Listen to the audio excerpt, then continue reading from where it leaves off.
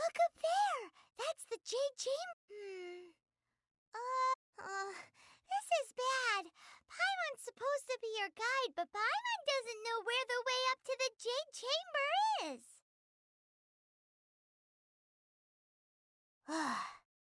Well, since we want to go to the Jade Chamber, heading to its location on the map is the sensible thing to do. Let's look around. There has to be a way up there nearby.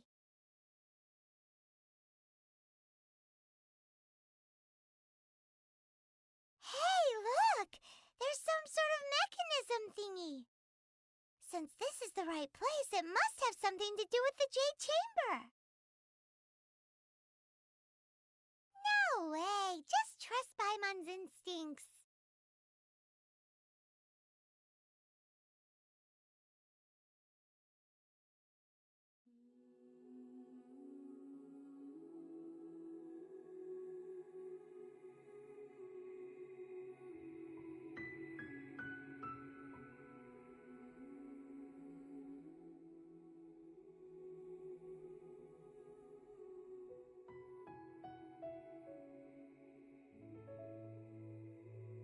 Ready for a rehearsal?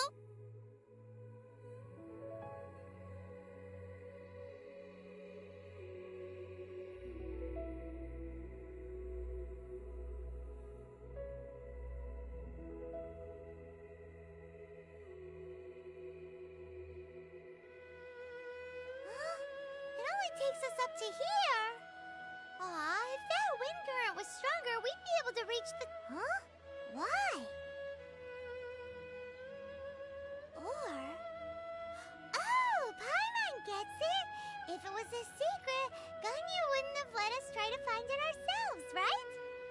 Alright, let's follow your plan. Then we can... Oh, hang on a moment. Look down there. Looks like we've gotten close to the Guizhong Ballista. Paimon has a new idea. Why don't we shoot you up to the Jade Chamber using the ballista? No. Paimon may have just forgotten to think about the safety measures. Oh, that's right! Now that you mention it, we could use the Guizhong Ballista to see if there's another way up nearby!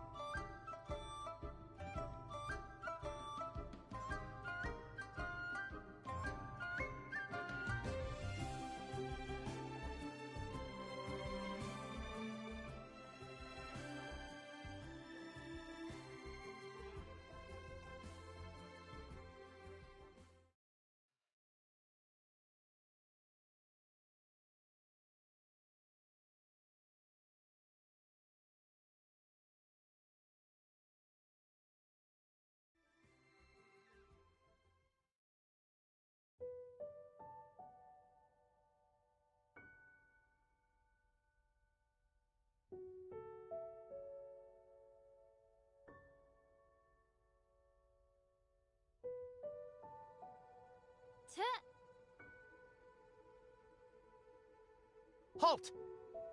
Who trespasses on these hallowed grounds? Exactly. What are you talking about? We're invited guests. What makes you think you can treat us like this? No.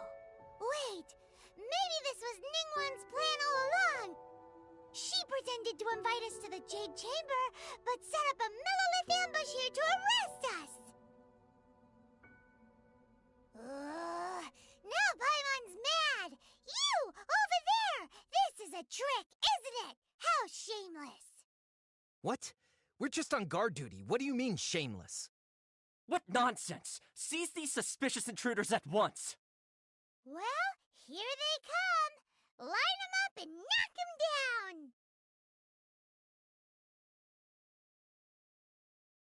down! By royal decree. Yahoo! Yeah. Wouldn't gliding be think you can get away?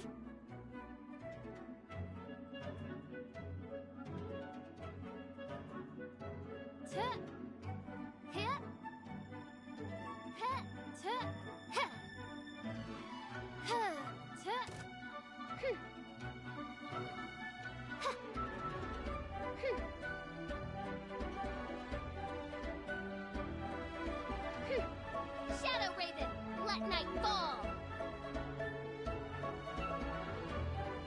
Your life is mine.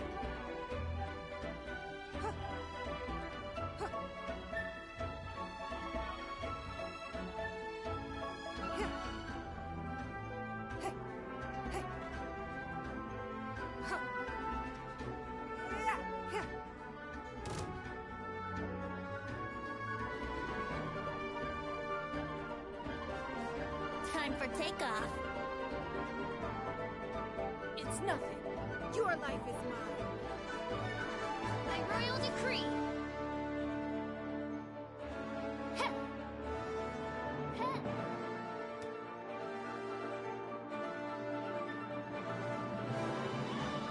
Wouldn't gliding be Yeah. Time for takeoff. As you wish, mein Fräulein. Heh. Heh. Heh.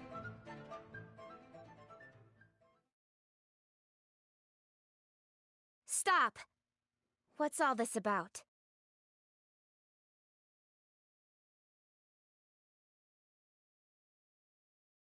Lady Kuching, these two strange people suddenly appeared.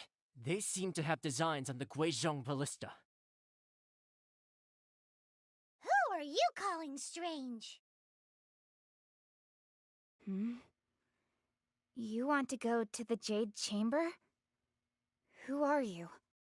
We're invited guests here to look for the Liyue Qixing. Who are you? Well, as it happens, I am one of the Liyue Qixing. Oh! I'm Kuching, the Yuheng of the Qixing. I know of you, traveler. You're Ningguang's guests, yes? Didn't expect to meet you here in the mountains. Wow. Paimon didn't think we'd meet some super rich big shot out here in the middle of nowhere either. The Guizhong Ballista in Tianheng Pass has long been in disrepair, and yet it was fixed in a single night. I came here to investigate that occurrence.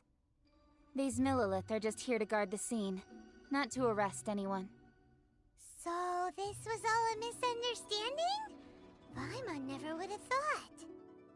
Anyway, for a mortal to be able to repair an Adepti mechanism is quite the mystery, even to the Qixing. That was... Eh? Oh, right. So, Lady Yuheng, might you have any idea why Lady Tianquan invited us to go to the Jade Chamber? Just call me Kuching. I'd say that Ningguang's purpose is to request that the savior of Mondstadt take a more neutral stance. Or at least, to not wholly side with the Adepti. We're not taking sides. We spoke with the Adepti. They want to protect Liyue as well. When you say protect, you're referring to their sanctimonious arrogance, aren't you? Huh? You are mortals, and thus under their protection. There was no way they would have regarded you as someone with the ability to assassinate a god. Naturally, they would also regard Ningguang's locking down the area, questioning the citizenry, and pursuit of the assassin to be pointless work. Perhaps they even wonder if there might be a cover-up. I'll say it like it is. They're underestimating us. Well, you've got a point there. Still, this is the first time Paimon's seen a person from Liyue who doesn't respect the gods or the Adepti. Should I respect the shallow sense of time and condescension to mortals that has caused them to delay in moving against us, Qixing? Forget it. I shouldn't speak of them this way. This skepticism is mine alone, and Ningguang does not share it. Either way, I will admit that the actions of the Adepti this time were quite restrained. Rex Lapis's death is indeed an extraordinary circumstance. But to think that they would call for a council of Adepti rather than come down here directly. How surprisingly civilized of them.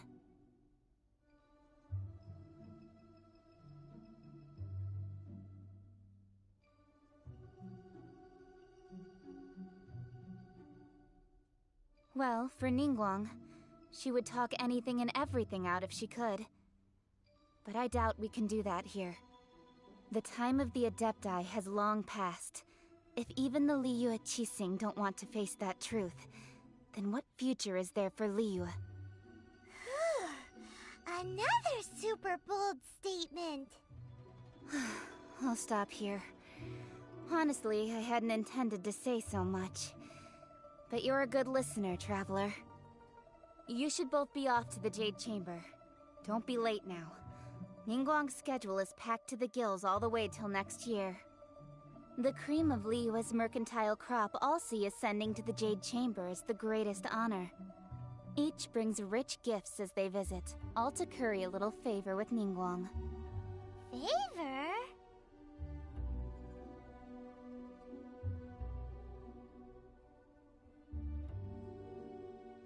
But... Wait, that's right! Greeting gifts are a staple of Liyue's culture. We need to get one. Not to curry favor or anything, just to respect Liyue's culture. All right. You can decide on your greeting gift yourselves. Let me tell you how to get to the Jade Chamber first. You didn't actually have to come to Mount Tianheng. Go back to Liyue Harbor. Find a guide at the Yuehai Pavilion, and... well then. May we meet again, traveler. Well, that Yuheng may not respect the gods, but Paimon thinks she's a pretty cool person. So, what should we give to Ningguang when we see her? Oh, right! Paimon dreamed of an amazing snack last night! Sugar-frosted slime! Paimon has a feeling that it would be perfect for a super rich person like Ningguang. Why don't we go with that for a gift?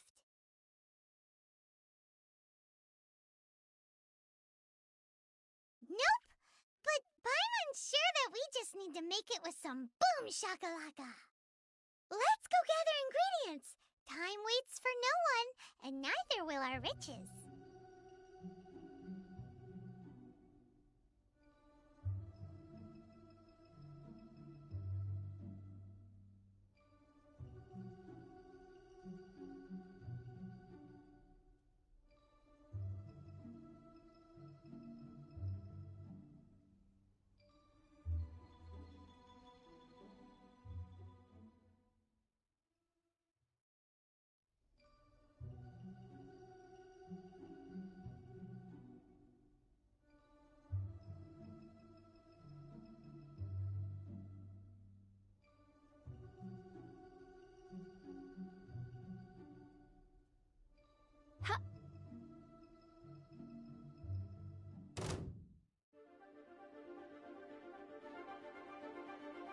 Ooh, look at that slime!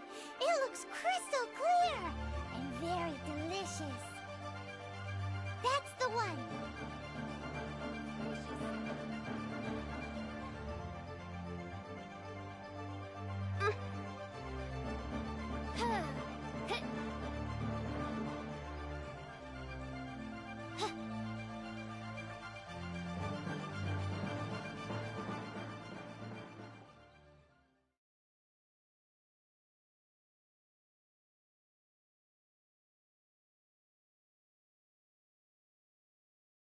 Huh? Huh? Did you hear that? It seemed like it came from those ruins over there. Uh-oh. It looks like the treasure hoarders have locked someone inside.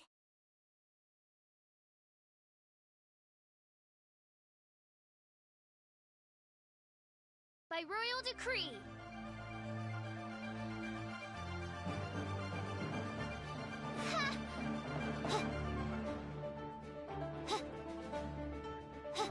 Midnight Phantasmagoria!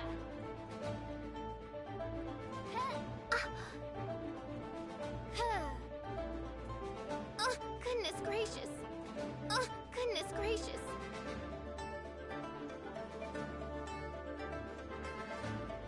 Submit!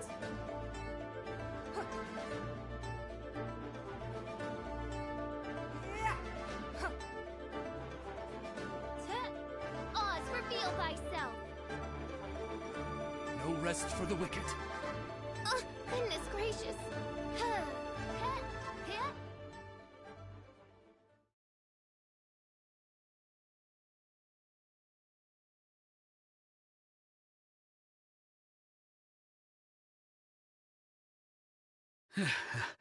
Thank you for your help, kind travelers.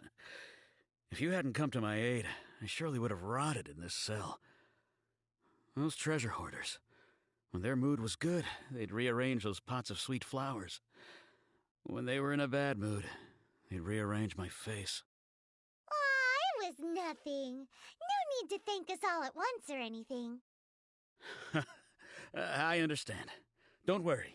I will compensate you both.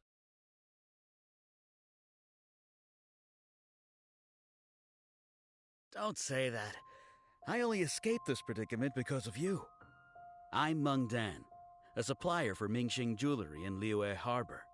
I often walk around these mountains in search of antiques.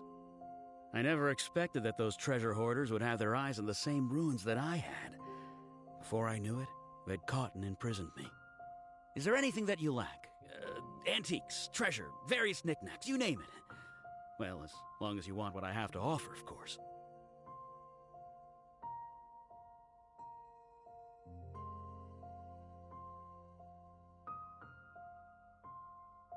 Wait a moment. Actually, we are looking for something.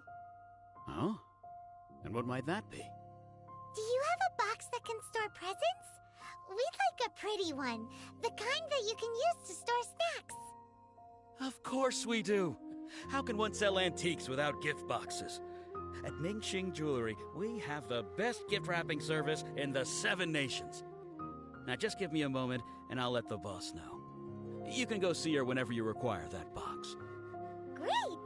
Paimon Sugar Frosted Slime now comes in a beautiful package.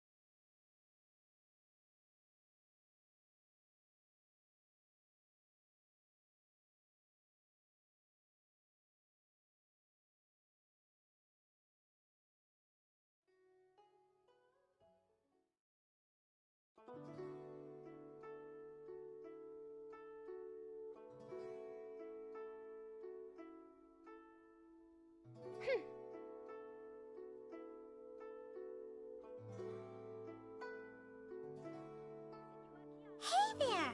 A guy called Meng Dan told us that we could get a nice and shiny box from your store. Uncle Meng already told me about it. Thank you both for saving him. Many of the best goods in our store were found by Uncle Meng. If anything were to happen to him, it would be impossible for us to continue doing business. Here, this container is itself an antique, with at least 140 years of history. It's already been cleaned. Will it do? Yep. It's great! Hang on a moment. Could we borrow one other thing? Sure. Please help yourselves. As long as it's on our shelves. Traveler, this clay pot looks really awesome. If we use an antique as our mixing bowl, we should be able to make a great snack. It's done! The one and only sugar-frosted slime! Carefully now. Into the box it goes and dust it over with a bit more powdered sugar. Oh, yes. You might want to use these 2 freshly picked flowers as decorations, too. Woohoo! It looks beautiful!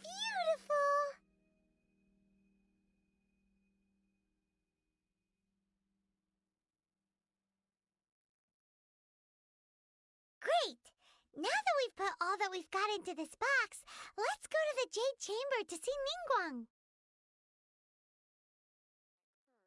Feel free to take a look around.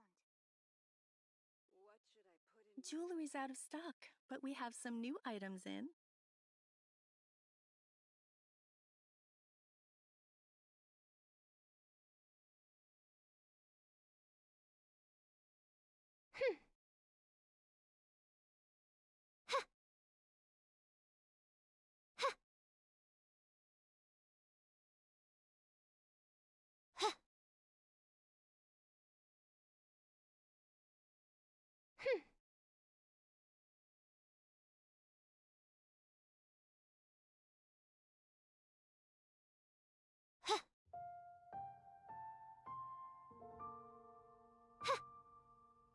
This is a peaceful neighborhood.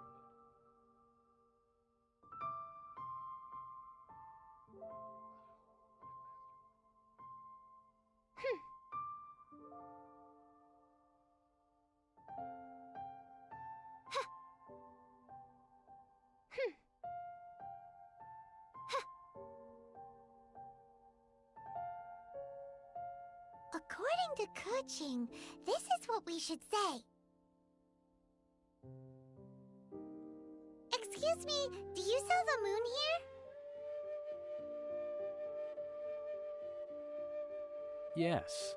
How many would you like? It's not convenient to speak of numbers here. Ah, well said. Please, use this to ascend to the chamber. Yes, speaking of which, are you two the guests that Lady Ningguang has arranged to meet with today? Yep. And yet the code they used was not the one for guests, but for the Yuheng. What's going on here?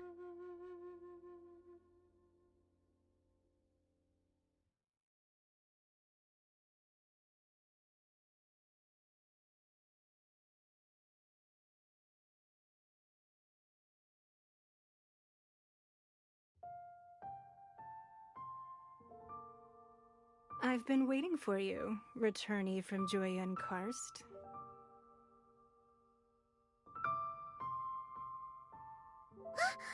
It's Ningguang!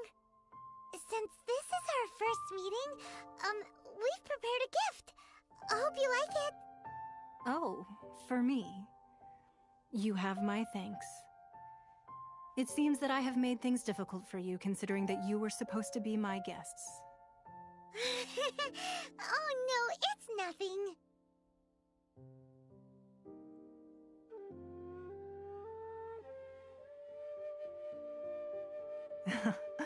I'm glad you like it too. This palace floats in the skies, higher than the peak of any mountain. From this vantage point, one may survey all of Liyue. I have been gathering the funds necessary to build it from the time I began learning the merchant's craft.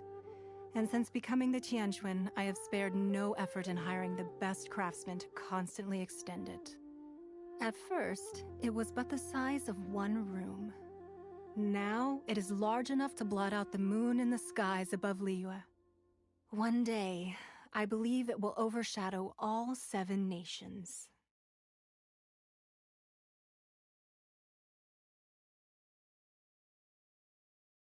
Not many from outside Liyue earn the right to ascend to the Jade Chamber. But I have been in correspondence with the acting Grand Master of the Knights of Favonius, who spoke highly of you. As such, I have been putting eyes and ears out ever since you reached Liyue. What? And I finally got wind of your movements when you were on the way to Wangshu Inn. Wait, was Vergoldet one of your people? Just Vergoldet? No. Everyone at Wangshu Inn is one of ours.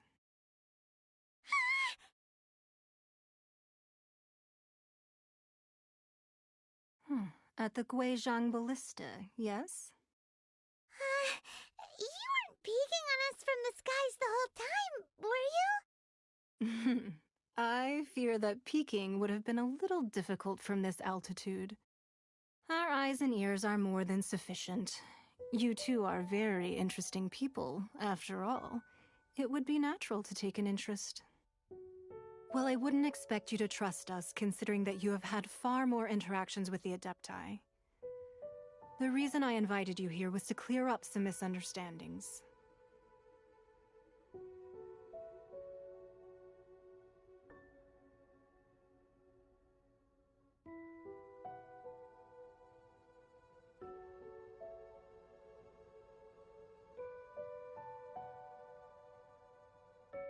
I believe that you've heard of the Archon War.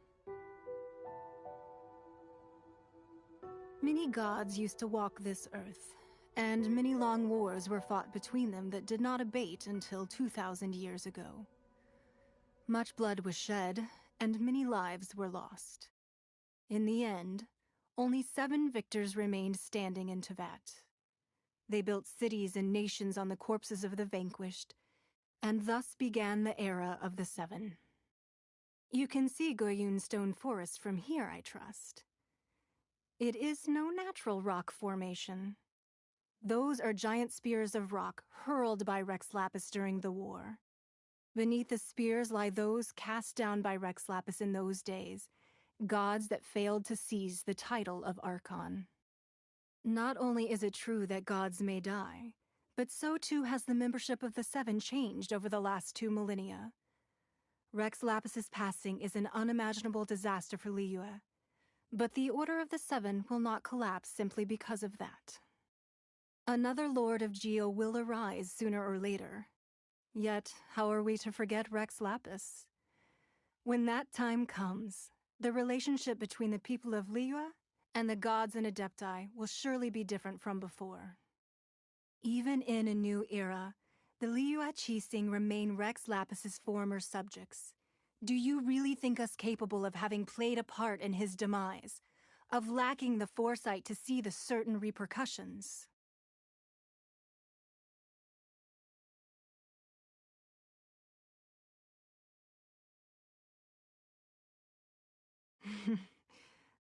That day at Yujing Terrace, it was also very sudden. Even I was caught completely off guard. You were there, you no doubt saw. But our enemy has long lain hidden within the harbor. If we do not act against them now, they will surely gain the upper hand.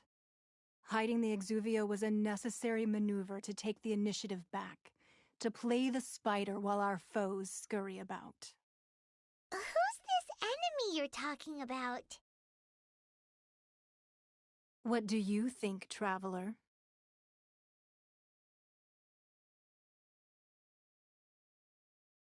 Huh? What are you two talking about? Well answered. Huh? The scenery out here is fine indeed, but the wind is a little strong.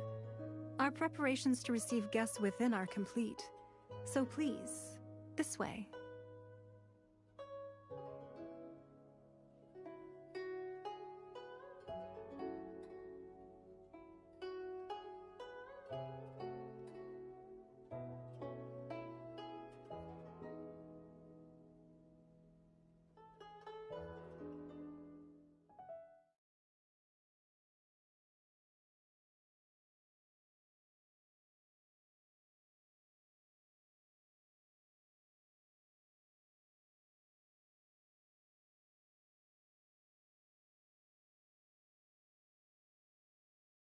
Wowee!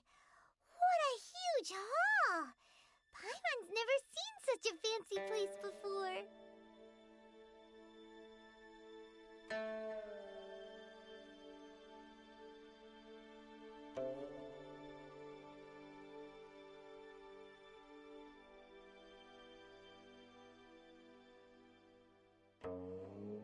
Be at ease, you two.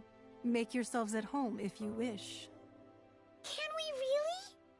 I have invited you two here as friends. And when friends come over to play, our enjoyment comes first. Naturally.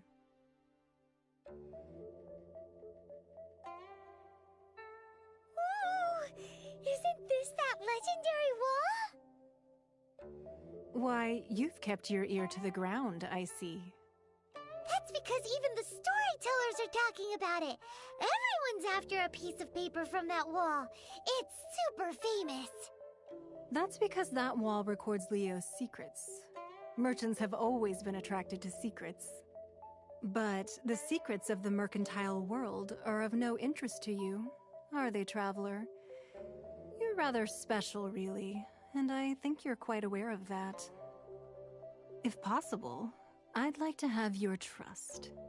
But if you were to choose the more trustworthy person between myself and Kuching...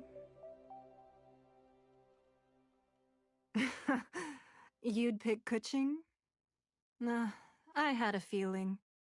I originally thought her a bit too hard-headed. With someone of her character on the Qixing, I've had some extra messes to clean up behind the scenes. But after she said those words, the time of the Adepti has long passed. If even the Liyue Qixing don't want to face that truth, then what future is there for Liyue? Well, I must say that quite a few of my doubts have been dispelled. I won't deny that Rex Lapis's passing seems advantageous to us. But, for Liyue's sake, we cannot allow ourselves to be shackled by rumors of our usurpation of power.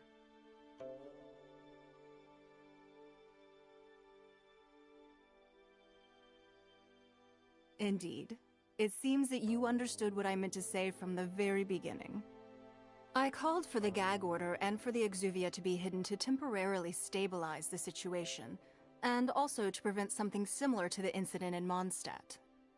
With Rex Lapis's death, the Fatui have busied themselves with many clandestine actions beyond their diplomatic remit. As the Tianquan, one responsible for Liyue, I cannot be too concerned with appearances when opposing them. Allowing the rite of parting to take place was also meant to buy some time for us to take control of Liyue's administration. It's exactly as Zhongli said. The Qixing only provided the venue for their rite so they could use us for their own ends. Wait, that's right. Speaking of ends, could I say one other thing? Of course. Paimon's heard that anyone who sends a greeting gift gets a little something in return. So, does that include us? It's all right. I like direct people. Well, we have made quite a bit of trouble for you recently. How about this? You can pick any one object here as you please, and you may take it with you. Yay! Paimon was just waiting for you to say that! Let's see, what should we get? One of the sheets on that wall!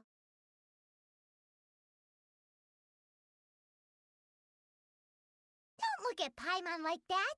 One of these sheets of paper will sell for crazy prices, even if it's only as large as Paimon's fingernail. Just imagine how much more a whole untorn sheet would sell for. Let's grab one, the biggest one!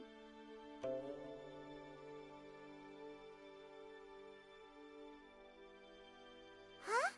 Well, that was an easy search. The biggest sheet is right up there in the most obvious spot. Let's go with that one. La la la la la. Let's see what's written on it. Huh? There's a place marked with a circle on here. Oh, could it be treasure? Whatever it is, it better make us filthy rich. Let's see what's written over here. Sigil of permission, something, something, Fatui, research, copy. Huh? Aw, that doesn't sound like treasure at all. This piece of paper shows that a Qixing spy discovered traces of classified Fatui research on the Sigil of permission. Oh, Ningguang did say that the Fatui have been up to all kinds of mischief in the shadows of Liyue. Spreading rumors, wanting to get their hands on the Archon's body and whatnot. But research on the Sigil of Permission? Paimon wonders what they're up to. Speaking of which, there's also some connection between you and the Sigil of Permission. Seems there's still more for us to find out. Oh, you really think so? Well, should we not go then? So you're saying that it's precisely because we can't completely trust Ningguang that we should confirm the truth of what she says for ourselves. That's way out of Paimon's league. Paimon thinks she's been nothing but good to us. Anyway, we'll see if you're onto something. Before we look for Zhongli at Dihua Marsh, let's go to the place marked out on these papers and see if the Fatui really are up to no good there.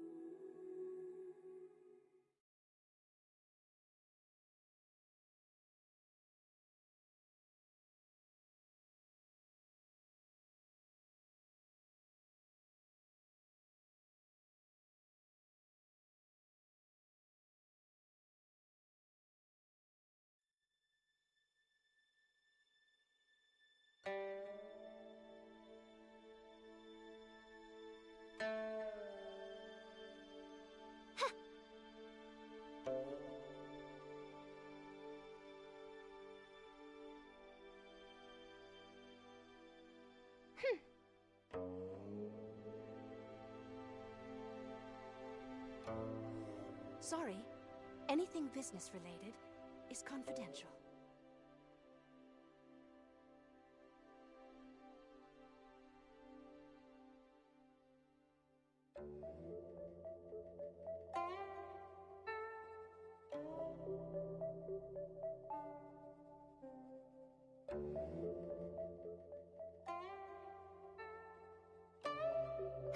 Sorry, anything business related is confidential.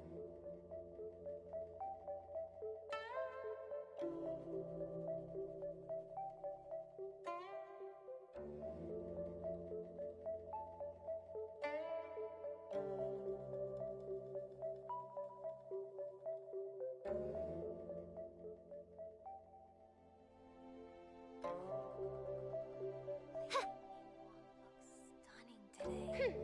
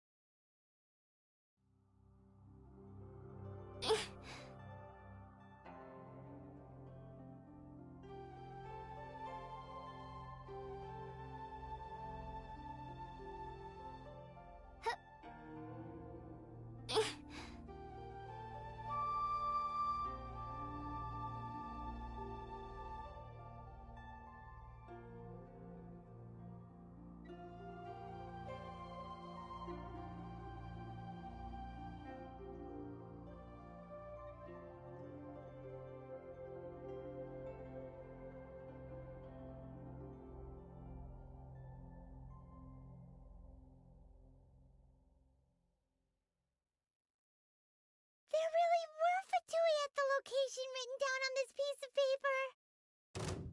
And, they look really mad at us, too. Get away.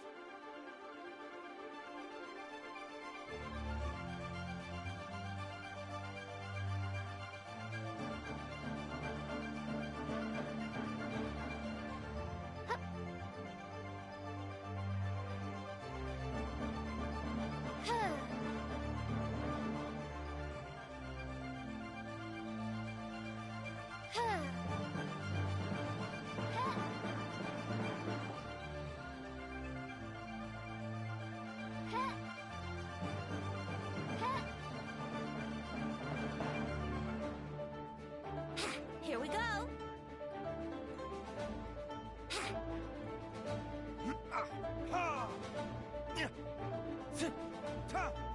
Time for retribution!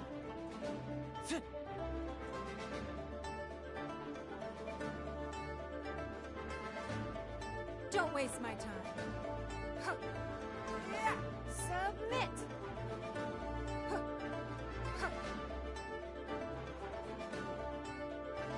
Yeah. I wouldn't go.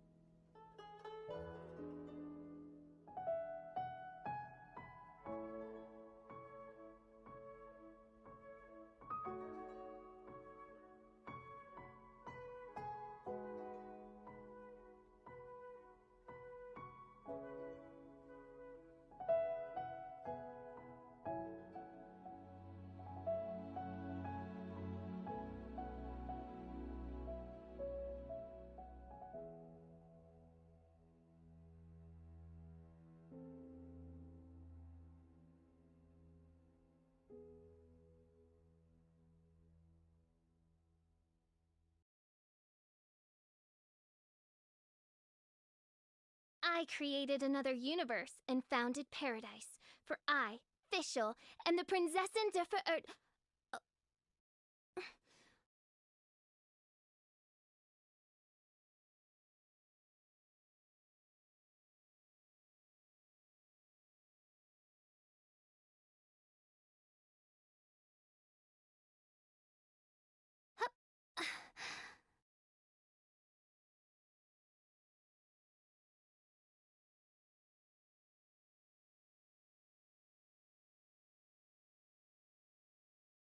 There are so many talismans here. And some stacks of blank paper, too. What are they for? Paimon's seen this pattern before. But where? Oh, Paimon knows! It looks just like the sigil of permission the child gave you. But how did a relic of the Adepti end up in the hands of someone like Child? Oh, that's right. Cloud Retainer said that when the Lord of Geo created the Sigil of Permission, it wasn't to be used as some old relic. Talismans like that were once used in the Archon War to channel divine powers. Maybe the Fatui are copying the Sigil of Permission in hopes of achieving a similar effect. Being able to channel divine power in battle? Whew, that sounds pretty dangerous. And the plot thickens. We'll need to keep an eye on Child, that's for sure. Alright, that's enough sticking around here. We gotta go meet up with Zhongli soon. The last stop on our rite of parting preparations tour is Dihua Marsh. Let's go! Paimon hates being late.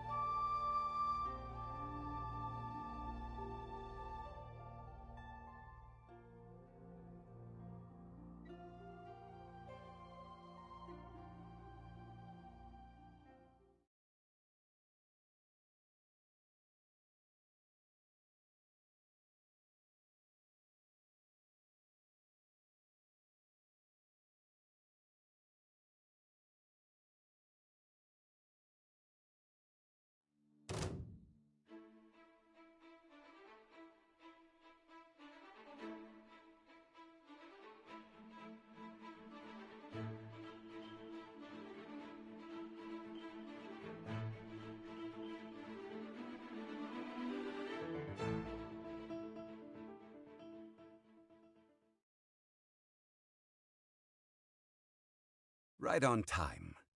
I myself only arrived moments ago. Did you enjoy your visit to the Jade Chamber?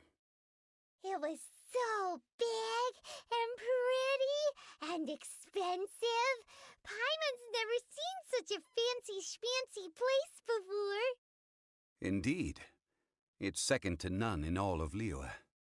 Then you met with Ningguang, I trust? What did you talk about with her? She's super rich and so generous. Paimon thinks she's very friendly. Yeah, her take on Ningguang is quite different from Paimon's. She thinks that even the tactless Yuheng is more trustworthy than her. Oh, so you also met with Keqing then? What did she have to say? She said the time of the Adepti has long passed. If even the Liyue Qixing don't want to face that truth, then what future is there for Liyue? No respect for the divine. Indeed, contrary to the ever-bold Keqing, Ningguang is more of a businesswoman at heart, though they are both members of the Qixing. Although she's friendly, there's no way of clearly discerning her true intentions. Yes, she has only relied on herself to rise to her current position.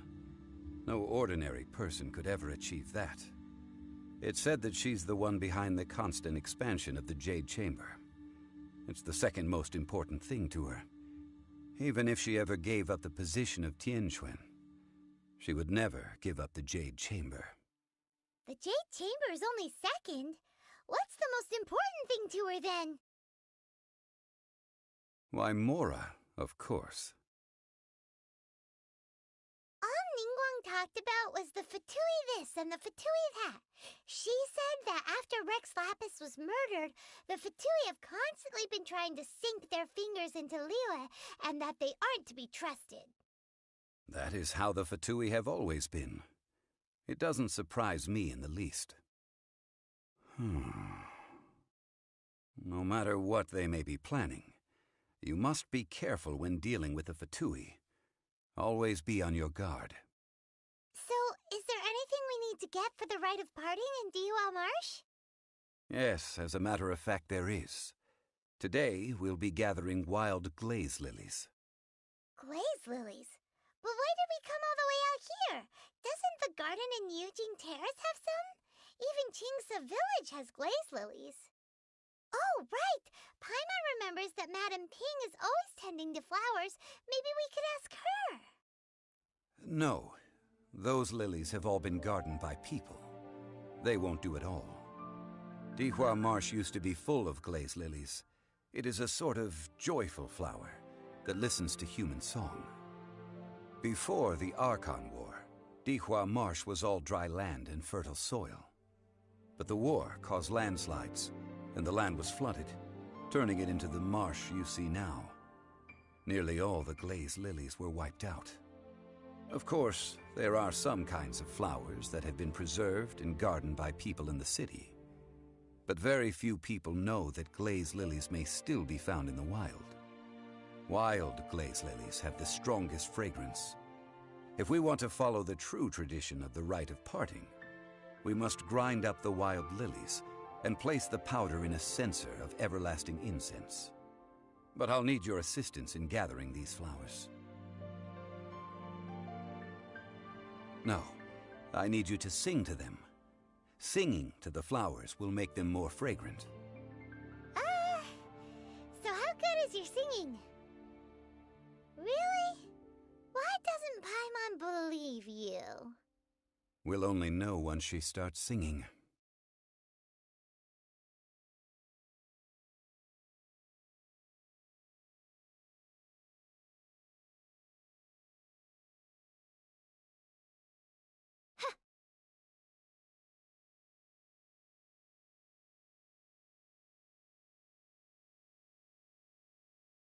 It's time to sing whenever you're ready.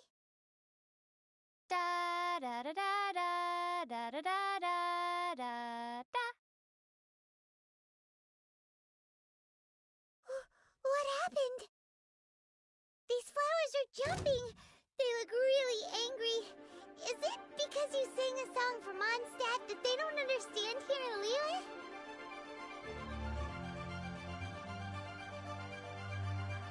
By royal Midnight Phantasmagoria.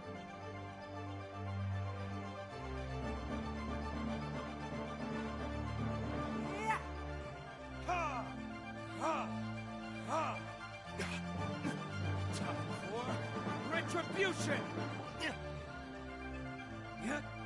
Yeah! Ha! Ta! Yeah! Yeah! Ha! Ha! Ta! Yeah!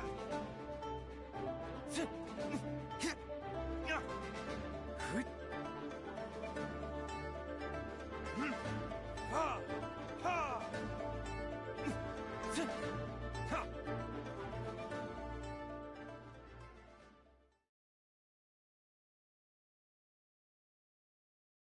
Those weren't glaze lilies. Glaze lilies wouldn't hit people. This little monster is known as a whopper flower. Strange. These petals look interesting. The glaze lilies used as a disguise were buried with the whopper flower for too long. The result seems to have surprisingly potent medicinal value. Let's collect what we can of these petals. Well, that's nice and all, but will those petals be useful for the rite of parting? Unfortunately, no. That's so lame. Excuse me. Are you searching for glaze lilies? Oh, hey! It's... What's-her-face? Paimon can't remember. Hello, traveler. I'm surprised you still remember my name. Ah, that reminds me. How was your visit to the Jade Chamber? Well, it sure would have been better if you told us how to get up there. Didn't I tell you the way? Surely I did. Nope, we found the way on our own. Oh, I see. Uh-oh. I guess I really did forget to tell them. Something seems a little off about Ganyu. She's acting different from the first time we met. Where's her serious attitude now? Ah, well, I met you at that time as an emissary of the Tianquan. But now, I am simply out on a stroll to see the flowers. You came all the way out here to see the flowers? Why not just enjoy the gardens of the city? Yujing Terrace is where Rex Lapis parted from this world. If I strolled through those lonely gardens now, I wouldn't be able to bear it. Whenever my duties take me near Yujing Terrace these days, I draw the windows to block my view of the gardens. Oh, sorry. We shouldn't have brought it up. No, it's quite all right. I just haven't processed my emotions yet. When the Archon War came to its end 2,000 years ago, the first iteration of the Seven would gather in Liyue and drink with Rex Lapis. But 5 of those original 7 had already passed before Rex Lapis. It's truly a changing of the guard. Yes. Now that the spirit of Rex Lapis has returned to the heavens, only Barbados of Mondstadt remains of the first 7. The other 5, including Inazuma's Raiden Shogun, are no longer the same friends from 2,000 years ago. Of the current 7 Archons, the youngest is Sumeru's god of Dendro. He is merely 500 years old, whereas Rex Lapis was more than 6,000 years old at the time of his passing. This means that Liyue had been under Rex Lapis's rule from the moment it was first founded 3,700 years ago. The city has never had to bid farewell to its deity. So what do you think of this farewell? Huh? This is a little sudden. As a mortal, I've never dared to imagine a Liyue without Rex Lapis. But as an Adeptus, I think I will eventually come to grips with reality. Since Rex Lapis has passed, the time of Liyue's contract with the gods and Adepti has now reached its end. Huh? Did you just say, as an Adeptus? Yes, I am a mix of human and Chilean. Adeptus blood flows through my veins. I fought for Rex Lapis and the city of Liyue during the Archon War. After the war ended, I signed a contract with Rex Lapis and took the position as secretary for the Qixing. I've continued those duties to this very day. Well, let's save that conversation for another day. You say that you are here looking for glaze lilies? I also know where wild glaze lilies can be found. See, I've just picked one myself. Here, you may have it if you wish. We dare not refuse it. Oh, so did you sing a song before you picked the lily? Indeed, I did. I know this tradition well. In fact, I sang a local Liyue ballad to it. Wow, so you really know your stuff, too. Thanks, Gunyu. No, it is you who I should be thanking. If not for this chance meeting, I never thought that I would be able to contribute to the upcoming farewell for our ancient lord. If you would excuse me, I should return to my work now. Good luck. And that just about does it. Our preparations for the rite of parting are mostly finished. Given the ease of picking glaze lilies, I think this was a fitting end to our tasks, in more ways than one. Yeah, Paimon can already imagine him starting a business in Liyue. I've had enough ventures in my life already.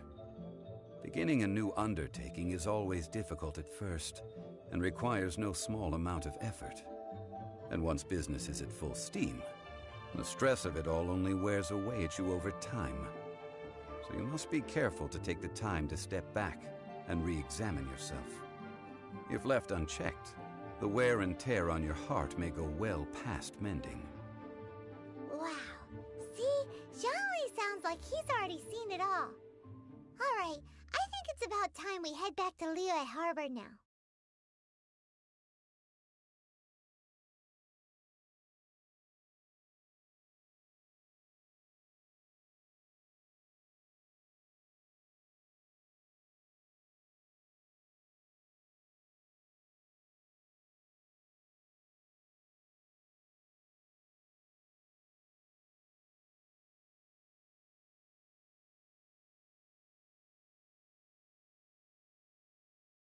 Huh?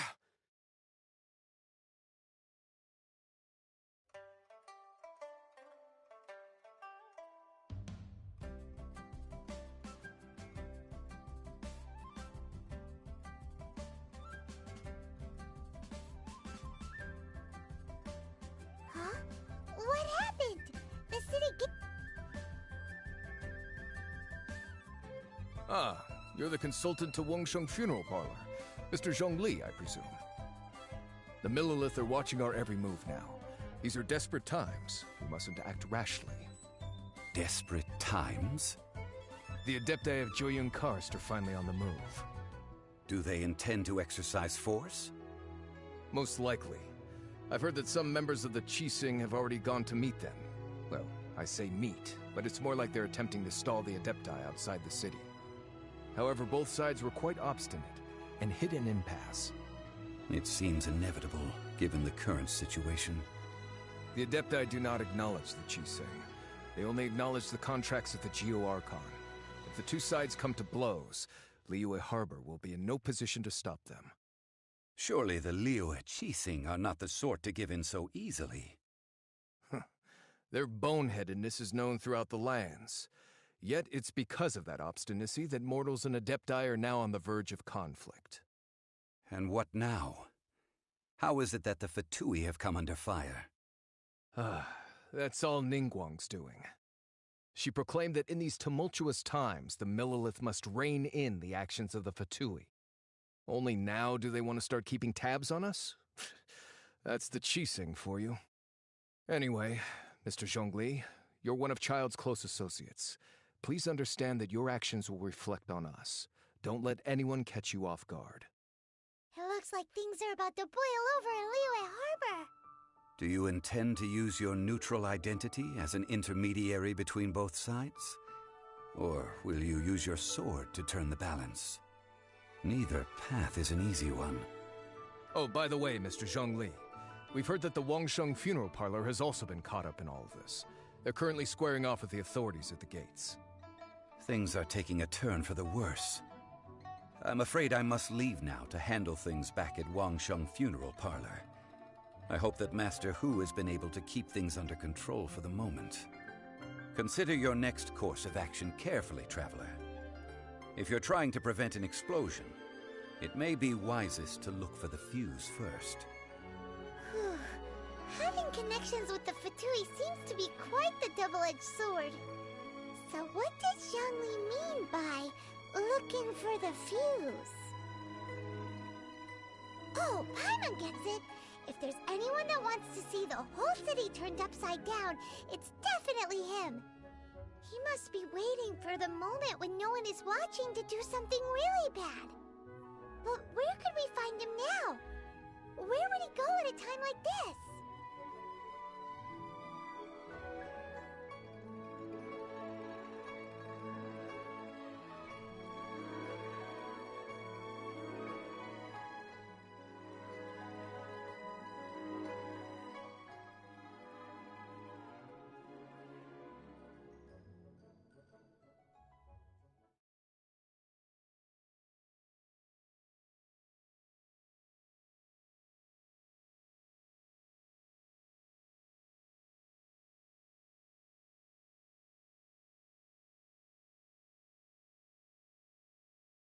Guess we can rest a bit.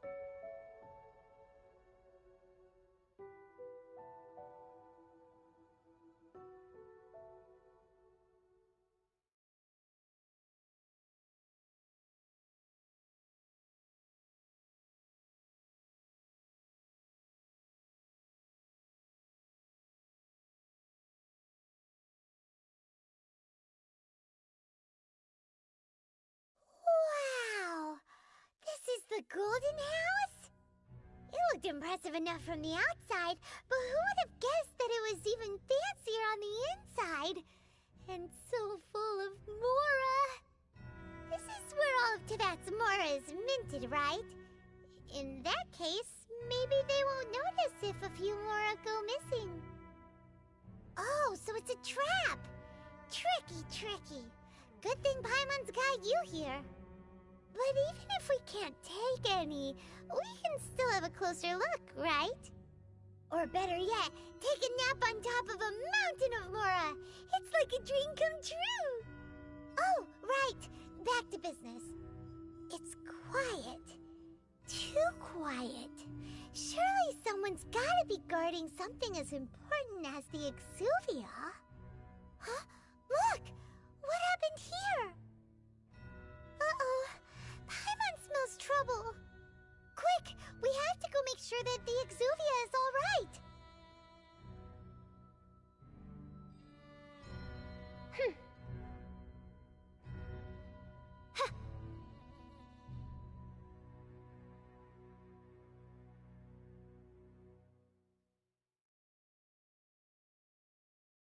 You've already fulfilled your task as guides, so why do you still linger here? Haven't you already seen enough trouble for today? Huh? Who's there? If you were Fatui, I imagine that you would be entitled to a generous reward from the Tsaritsa herself. But now, you're nothing but dross, and you're in my way. Although I'm deeply grateful to you that I was able to effortlessly find this secret location, don't you think that trying to stop me now would just be wasted effort? Stopping the Mora Mints, hiding away the Exuvia. The Chising are really pulling out all the stops this time. So you've been planning to take the Gnosis from inside the Exuvia all along? As one of the 11 Fatui Harbingers, it's my duty to see the will of the Tsaritsa fulfilled. She will get that which she desires. I'm not asking for your blessing, and there's nothing you can do to stop me anyway. The time for discussion and diplomacy has already passed. I mean, if it were up to me, I would have skipped that stage to begin with. But I'm willing to do as the Tsaritsa deems fit. Either way, we now come to my favorite part. A simple pleasure, and one that I am oh so delighted to be sharing with you. The battle. Battle? So you're the type that goes looking for trouble, huh? You could say that. When Signora offended the deities outside the cathedral in Mondstadt, she swiftly left the scene once her mission was accomplished. Instead of confronting you directly, she chose to rely on the snow and ice to make her escape. She wouldn't want the knights to come running towards the sound of battle now, would she? When she faces a worthy opponent, she will prioritize her mission, weigh the outcomes, and consider the consequences of her actions. But as for me, the greatest pleasure of being a Harbinger lies in crossing blades with strong opponents. We won't let what happened in Mondstadt ever happen again! Oh, so you intend to fight me? Good. I won't kill you, Traveler. I'll just play along, to feel the thrill of battle. Besides, you could never defeat me, not even in your wildest dreams. But hey, try to relish the fight anyway, because if you ask me, without that, what else is there? Fighting talk, I love it! Now let's see you live up to it.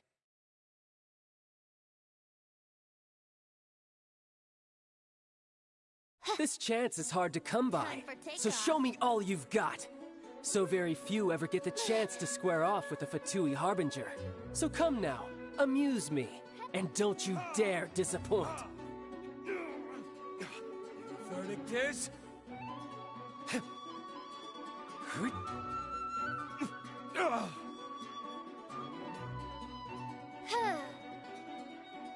Haha, good. No wonder Signora was so wary of you. Well, that just means I can go all out. Brace yourself. This is about to get tough. Now, show me what you can do against the might of a Harbinger. Yahoo!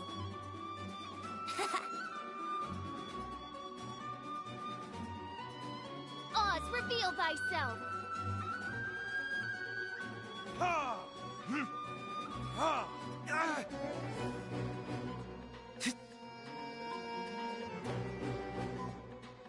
Time for takeoff.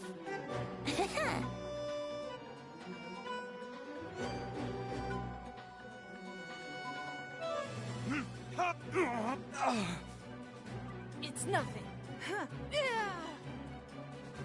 Your life is mine.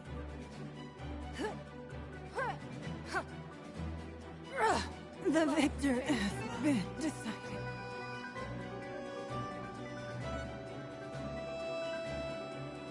Oz, reveal...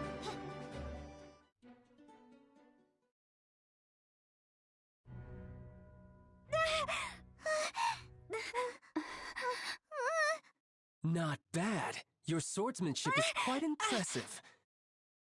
But that's about as far as you'll get.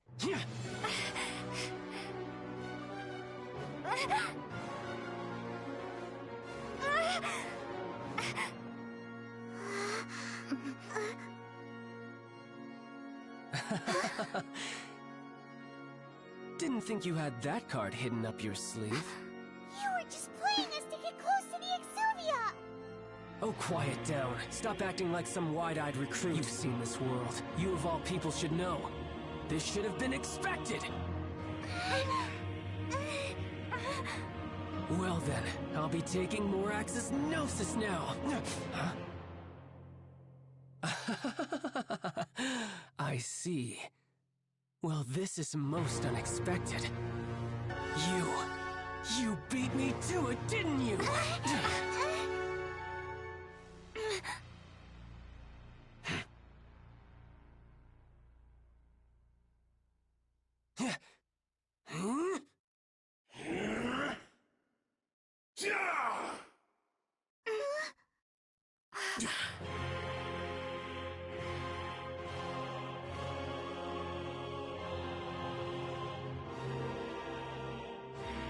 Not bad.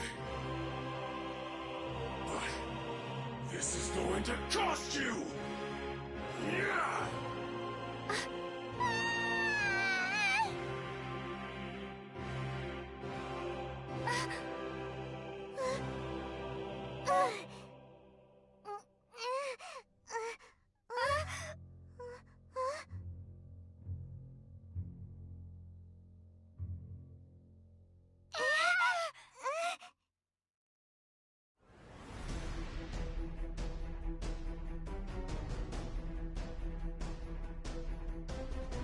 You got to the Gnosis ahead of me, didn't you? Did you simply move faster? Or did you leak the information regarding the Golden House to me on purpose? No matter. Hand the Gnosis over, now! Don't make me take it from you! We didn't take it!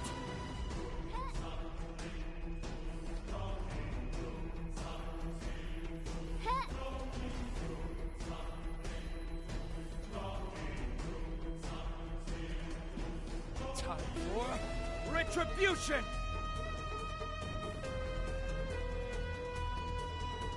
Yeah! Yeah! Yeah! Yeah!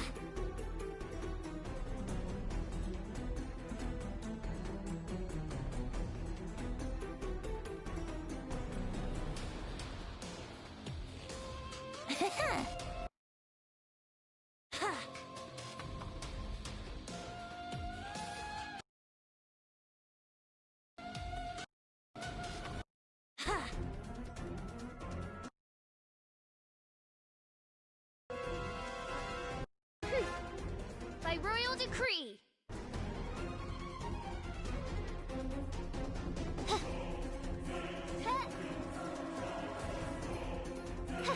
Midnight Phantasmagoria!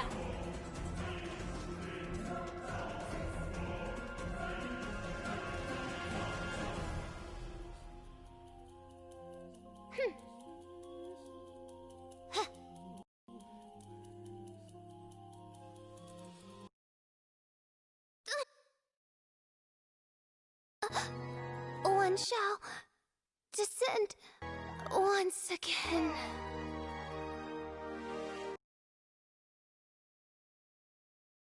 There can be no excuse for defeat.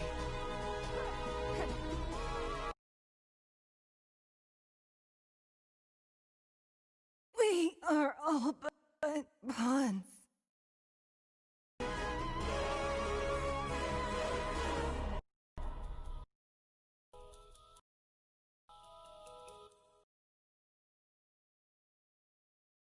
Oh, no. My lyre is broken.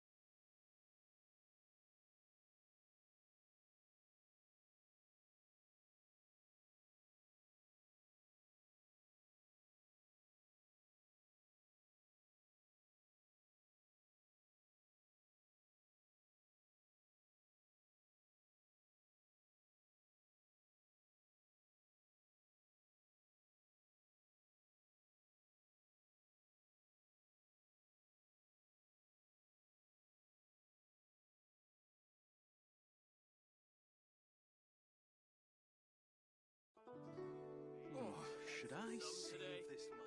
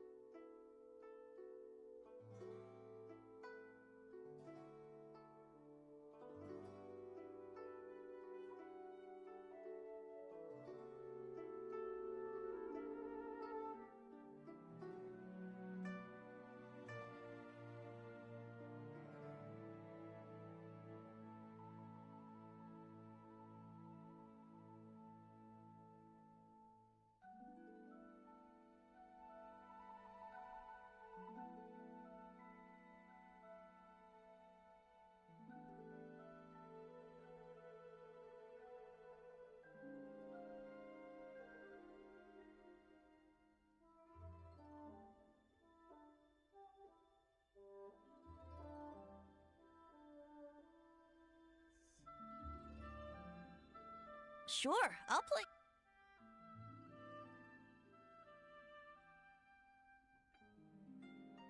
I will bring my. Real tigerfish. Get it while it's hot.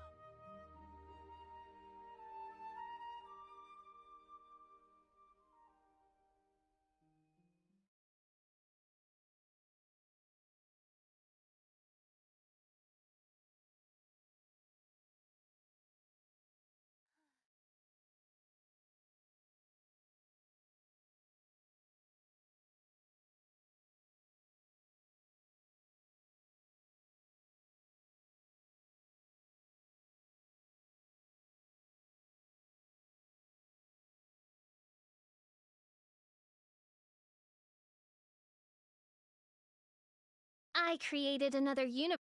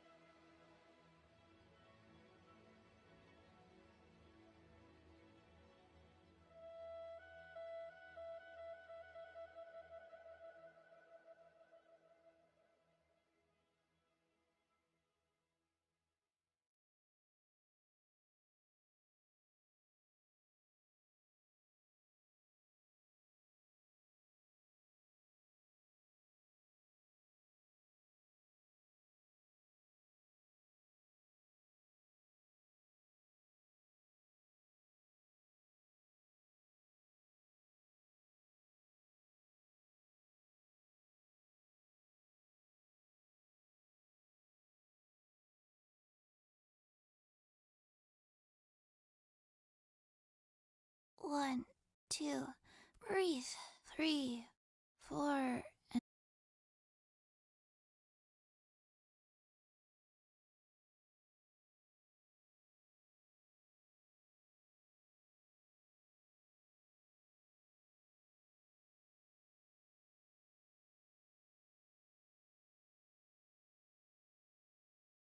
I created another universe and founded Paris. I hear the voice of...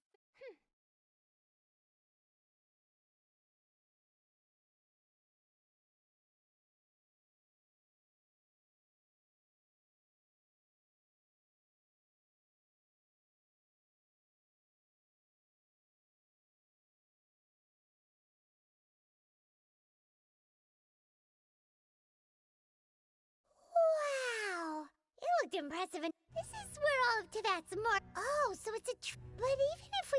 Or better yet, take a nap... Oh, right! It's quiet. Huh? Look!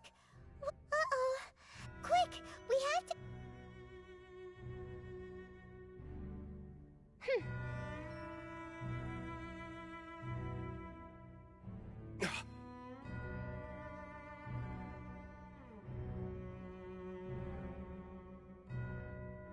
You've already fulfilled your... Huh? Who's there? If you were Fatui, I imagine that you would be entitled to a generous reward from the Tsaritsa herself. But now, you're nothing but... where... If it weren't for that Stop. So you've been planning... As one... She will get that which she... I'm not... The time for discussion either way. The battle. Battle? Instead of confronting... When she faces a word... But as for me... We won't let what... Oh! Besides, you could never... Fighting talk,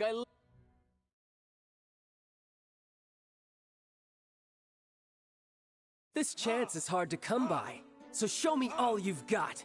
So very few ever get the chance to square off with a Fatui Harbinger. So come now, amuse me, and don't you dare disappoint.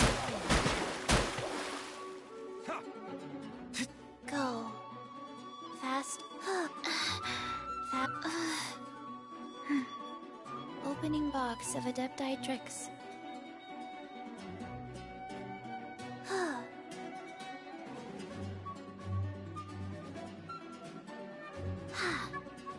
Oz, reveal thyself.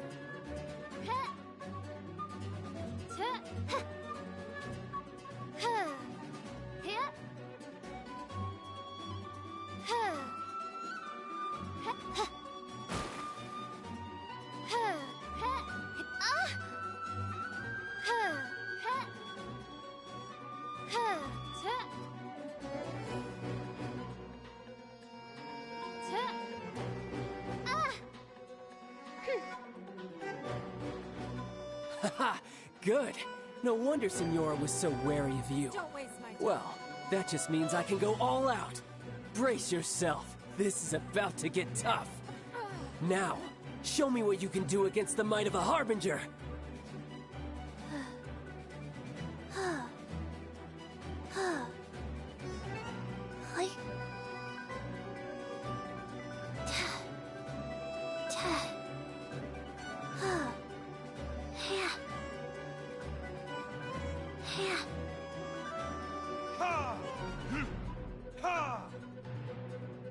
Burn!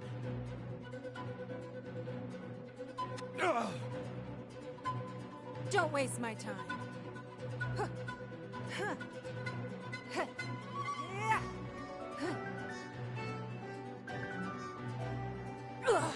You wait. Your life is mine.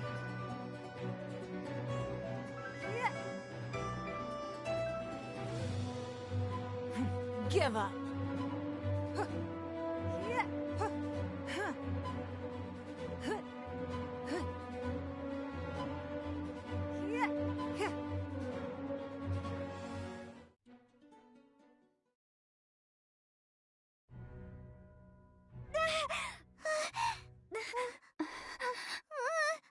Not bad. Your swordsmanship is quite impressive. But that's about as far as you'll get.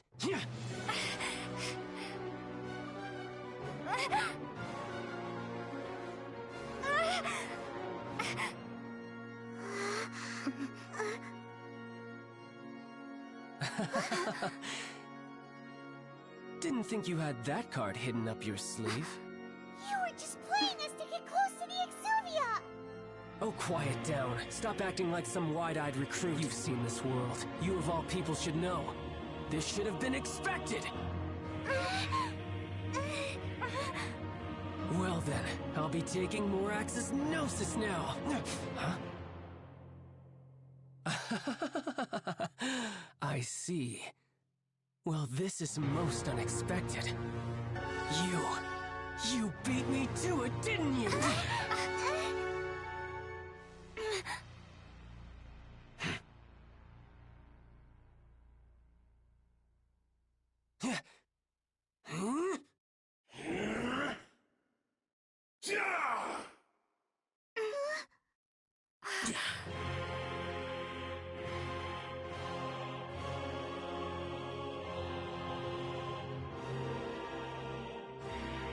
Not that. But this is going to cost you! Yeah!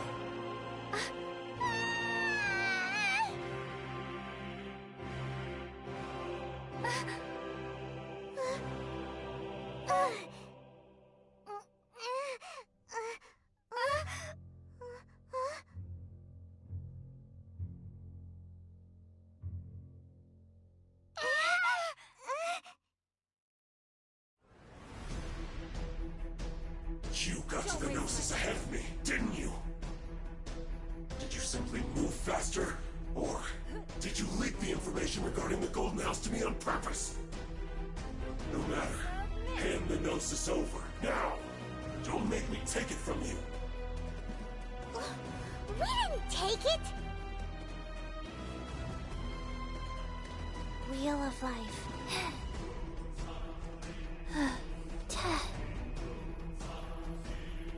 Wow.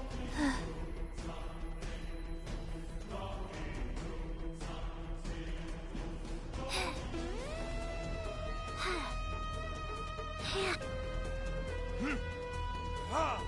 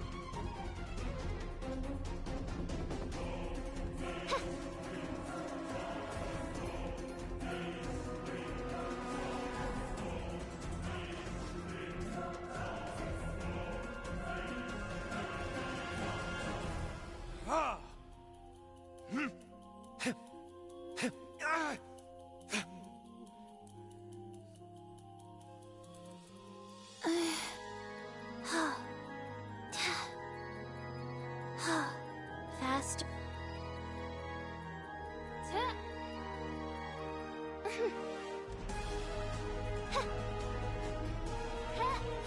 Give up.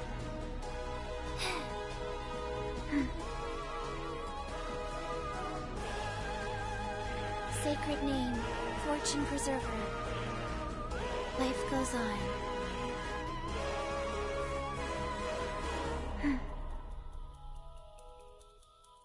Faster? Okay, faster.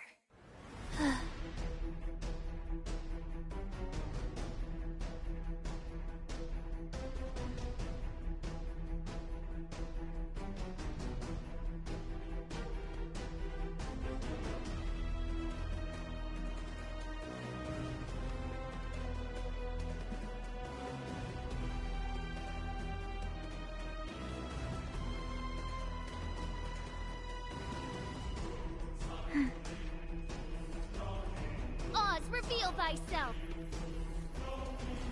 Time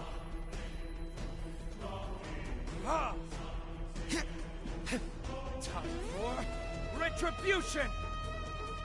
There can be no excuse for defeat.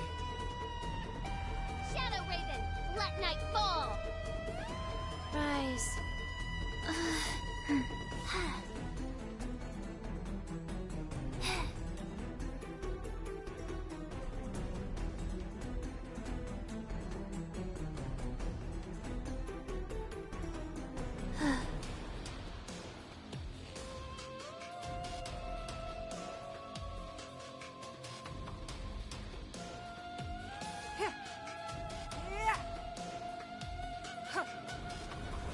By royal decree!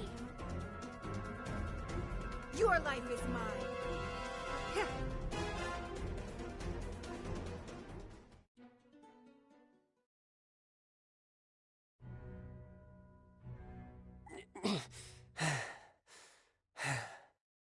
Look! Child's back to normal again! Well then, time to cool off. It seems the burden of the foul legacy transformation was too great for my body.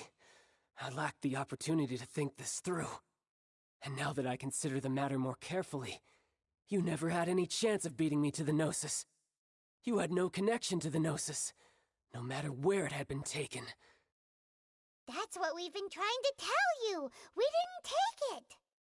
Your show of ability today far surpasses that of Signora's initial assessment of you in Mondstadt. Tell me, how could that be? You already know the answer, don't you? I can see it in your eyes. But if that is a secret you wish to keep, I guess I'll just have to curb my curiosity. This battle has already left me satisfied. Anyone who strives as I do to grow stronger shall be called a friend, even if our friendship can only be shown in battle against one another. Pretty sure that's not the normal way to make friends. Unfortunately, I must bring this amiable conversation to an end. My quest still beckons. Given that the Gnosis wasn't taken by anyone, then we must look once again to the beginning. Perhaps it was never in the Exuvia to begin with. In fact, it might be that the Exuvia was just a diversion of sorts. What? So you mean that... Yes, it appears so. Interesting to say the least. It seems that the guardian deity of the capital of commerce is also well versed in little maneuvers beyond the boundaries of contracts. As such, we must now look to our backup plan. Backup plan? I had hoped it would never come to this. I absolutely detest working with those who are weaker than I. The truth is, the world belongs to those of us who desire to become strong. I seldom willingly mingle with any dull and boring weaklings who think otherwise. Unfortunately, we cannot be picky about our methods as Fatui Harbingers. Children must all learn to eat their vegetables sometime. So what are you planning to do? I will awaken the god that lies dormant beneath Guyon's stone forest. A god? Osial, overlord of the Vortex, who was defeated by Morax, the Geo-Archon in the Archon War, and who has remained pinned beneath the waves by the Geo-Archon's stone spears ever since. If such an ancient god were to be unleashed upon Liyue Harbor, defenseless without the protection of its deity, do you think the cunning Rex Lapis would just stand aloof and watch the ensuing destruction? But the Archon War ended 2,000 years ago. How can an ancient god appear in a world now overseen by the Seven? Simple. I've already prepared the means to awaken it. Hey, those are sigils of permission! Oh, Paimon remembers now. The Fatui have been researching them. Indeed. The one that was given to you was just a byproduct of our research. With the power of so many sigils of permission concentrated in one place, along with that which was bestowed upon me as a harbinger by our Tsaritsa, breaking the subduing might of the Geo-Archon spears for a time should be no obstacle. Using the powers of ancient gods in such a situation fails to interest me, and is largely against my principles. But knowing that such an action will not only force the Geo-Archon to show its hand, but you as well, that makes matters a little more intriguing.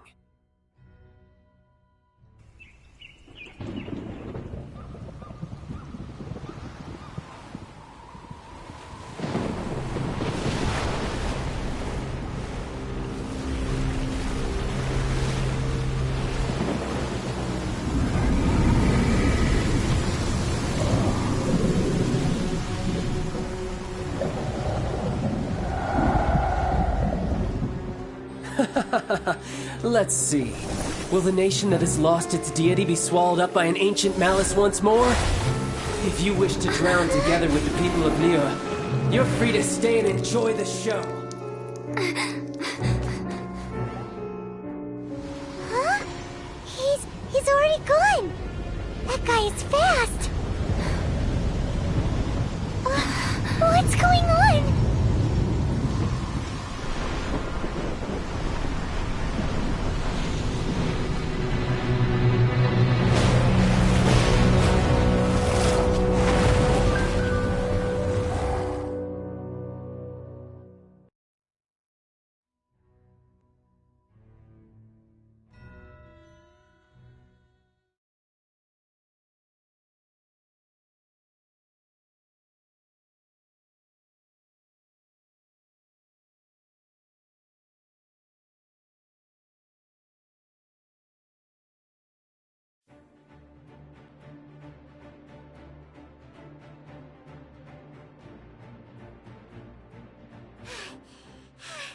Paimon's exhausted.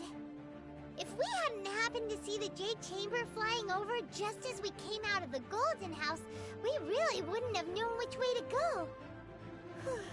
Did we make it in time? Is the Overlord of the Vortex still in the sea? It hasn't destroyed Liyue yet, has it? What are you doing here? Huh? Hold on. It's the Adepti. What are you doing on the Jade Chamber? Paimon thought you were arguing with the Qixing. Is the fighting over? Faced with a calamity of such magnitude, we have agreed to put our differences aside for now and unite against this common enemy.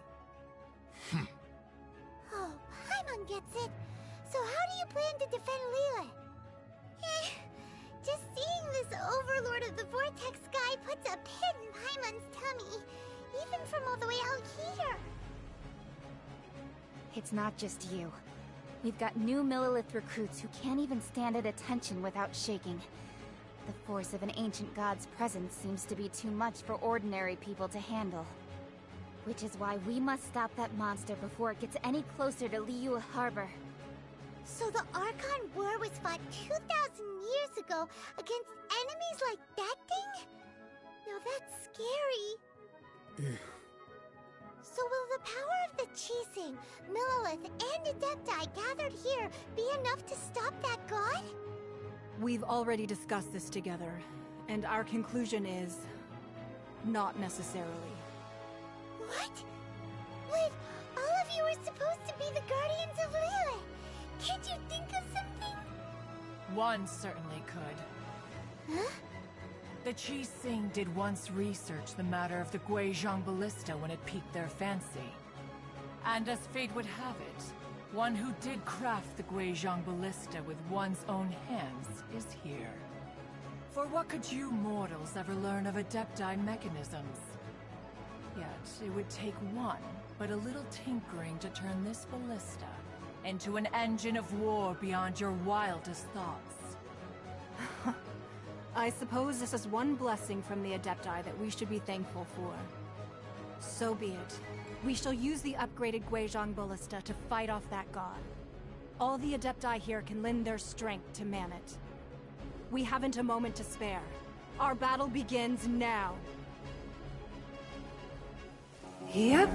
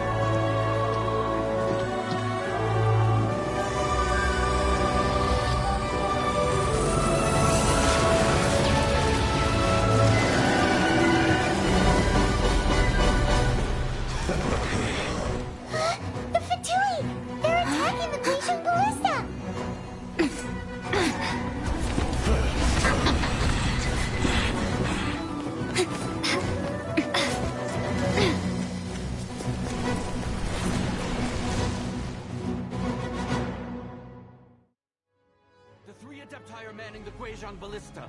Do not let the Fatui disturb their work. All able Millilith, with me! Let's go help too! We Adepti have not faced a god in several millennia. Let one see what you're made of then. What strength remains within you, one wishes to witness.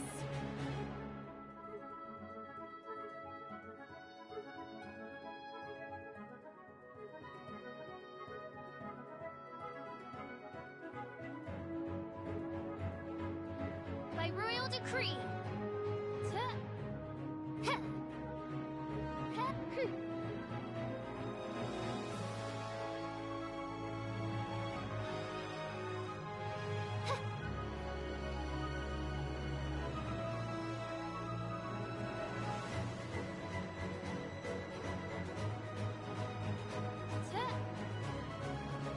Midnight Phantasmagoria.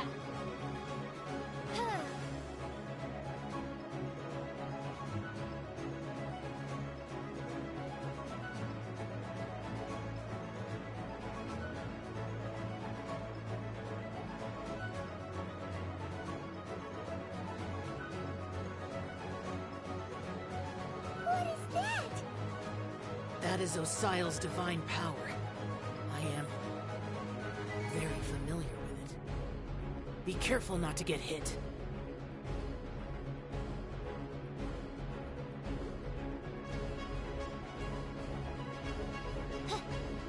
The Fatui! Their attacks are unrelenting! How daring. Snezhnai's diplomats will answer for this afterward. Every last one. Give up. Submit. The ancient god's attacking again! There are so many Fatui too! We can't hold... Were you about to say we can't hold them, children? Huh? Don't lose heart. Here, take this. This is adeptal energy. That light from your body, it's like the time in Julian Karst. Wow, it's Madame Ping's shockwave. This granny's really strong. Orders received. Hi.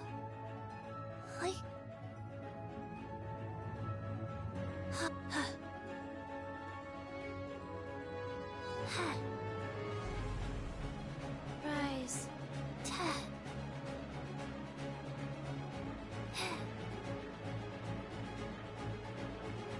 Faster. Burn!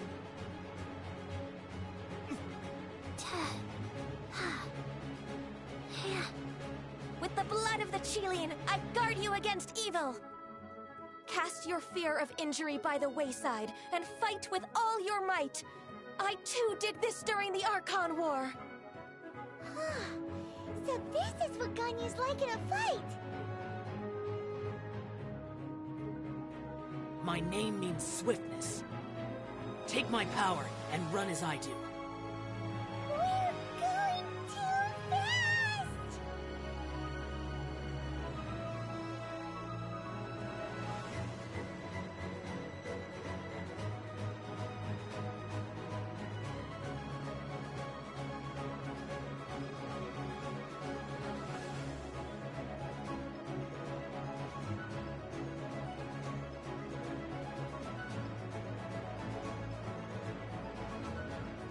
Child, you are strong in body and spirit. Perhaps you can withstand 3 forms of adeptal energy at once. This will hurt a little. Please bear with us. Once you've adapted, try to use them in battle.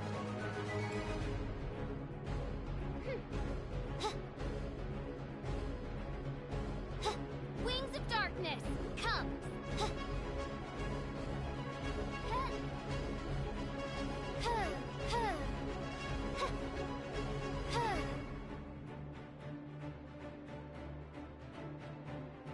By royal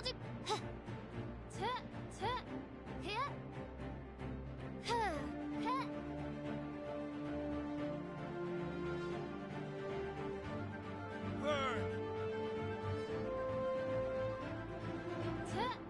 Exercise caution! I fear that the god's power has reached its peak! In other words, if we hold here, there's nothing worse to come, right?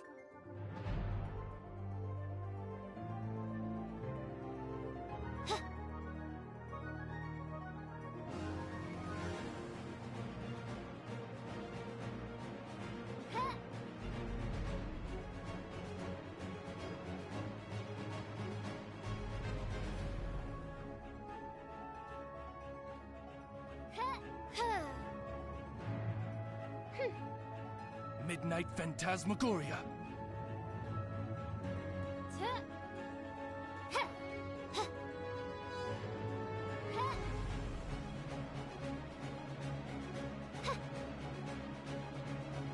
Wheel of Life.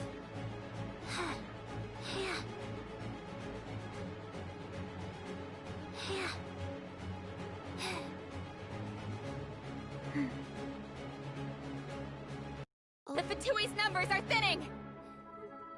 Fight on, comrades! Once we finish this lot off, the Adepti will be able to deal with the god in peace.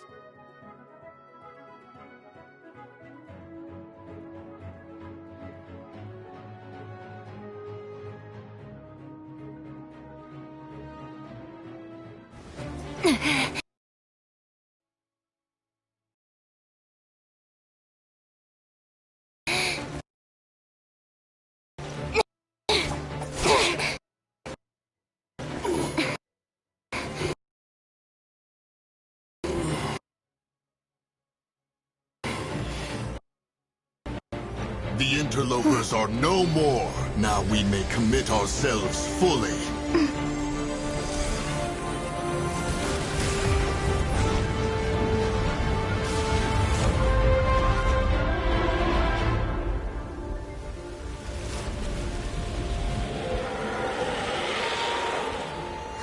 It's working! We just need to keep this up!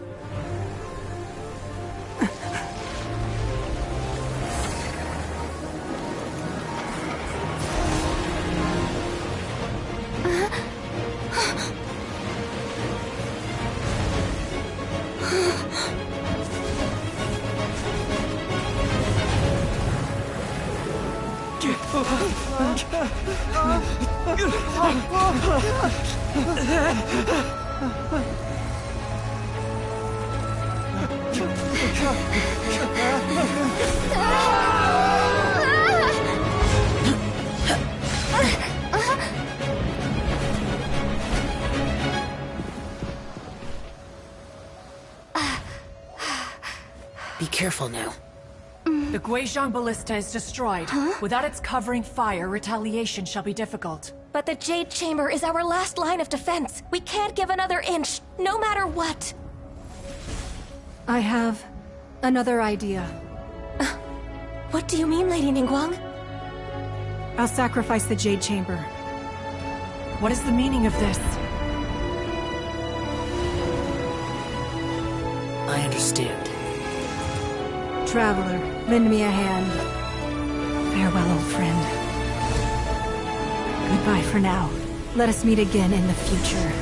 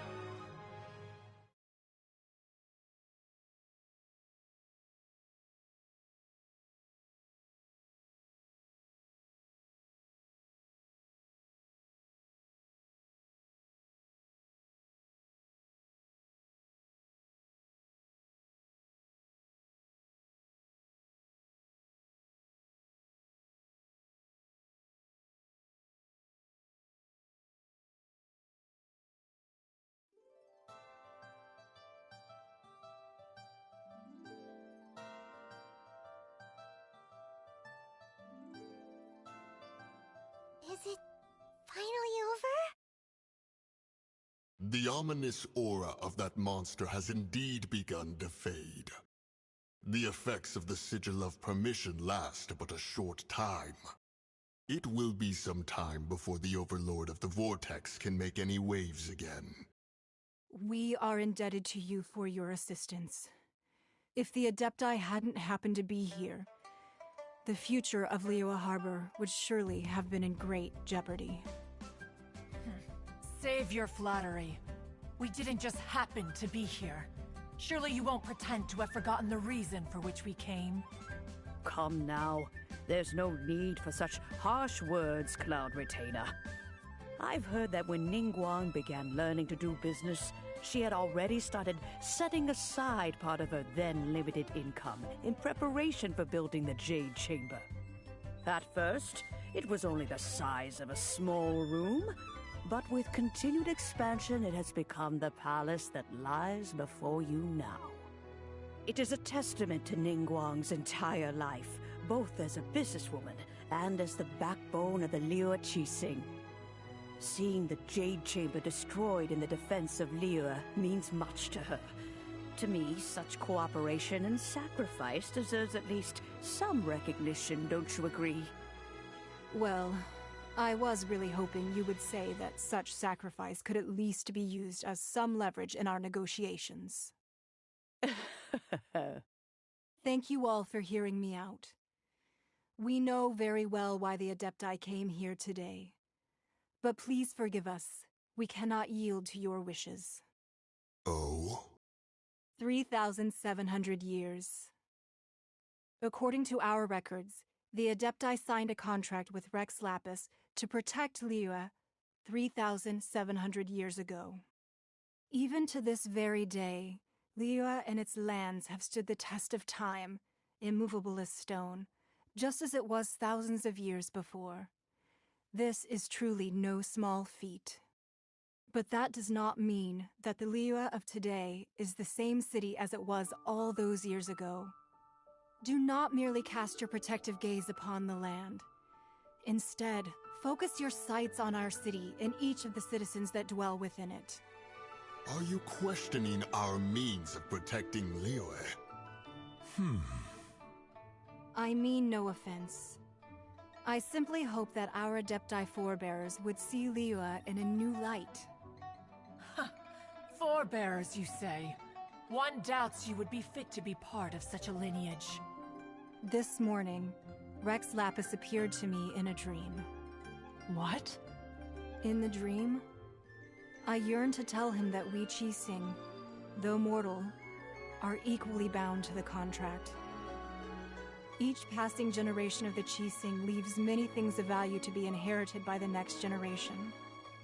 I also thought to tell him how the past generations of Qixing had strove under his rule to survive in our mortal world, establishing a network of contracts which has since come to be known as trade. But I dared not speak. I could only gaze at him in silence until the moment I awoke. Oh, Ningguang. Yet another perspective. What are you trying to say, Outlander? Right! That's something that happened in Mondstadt. It's historic. The Animal Archon sought to quell the strife between the two sides, because he believed that such conflict would only scar— Each of the 7 nations has its own scar. Though your point is the very height of simplicity. As Adepti, we've become a laughingstock, to be chastised thus by an outlander who has lent us such succor. All right, all right. Didn't Ningguang suggest that we should focus on the city and each of its citizens? I know I already have, so why not see for yourselves? I apologize for appearing in full armor. I am afraid I cannot show the proper courtesies. And who are you? I am Feng Yan, a sergeant of the Millelith. I have come to extend my thanks to the Adepti. I thought this battle would perhaps be my last. But thanks to the aid of the Adepti, our forces were not as badly battered as I feared we might be. Although I am a mere mortal soldier, I promise to hold the line and never betray the grace given to us by the illuminated Adepti this day. Huh?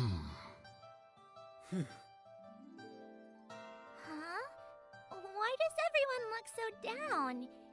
Didn't we just beat that big monster? Weren't you frightened, dear? It was quite the predicament. I wasn't afraid. All the strong Millelith guards were there, and those powerful heroes with their visions were there. Everyone was there. When danger is near, everyone always protects me.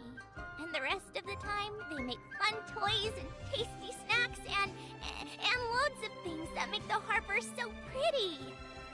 Thanks for protecting Liyue Harbor. Please, come visit us for the next lantern rite. Unfortunately, we wouldn't be able to participate. Huh? Because we are Adepti. Oh, okay. It must be hard being an Adeptus. Aww. You see, this is what Liyue is like today. The country of contracts is grateful to the Adepti for their protection, but it is no longer necessary for the city to rely on the Adepti's power to solve every little niggling matter. Although their blood is weak, there is still strength to be found in those we call mortals. The time of contracts between gods and Liyue has long since passed. Now is the time of contracts between Liyue and its people. Seeing the port around us now, it is hard not to feel a bit out of place. Wouldn't you say so, Cloud Retainer? Your line of inquiry is askew. One did not spearhead this expedition to Liyue Harbor. Seems like the Adepti have had a change of heart. Let us return now. Eager to leave, Conqueror of Demons. Yes, one understands what the Conqueror of Demons means. The city of Liyue has changed much after our long separation. One fears that by the time one finally grasps the new contracts of Liyue, you humans would have once again changed the place beyond recognition. Fair enough. Away we shall, and return whence we came.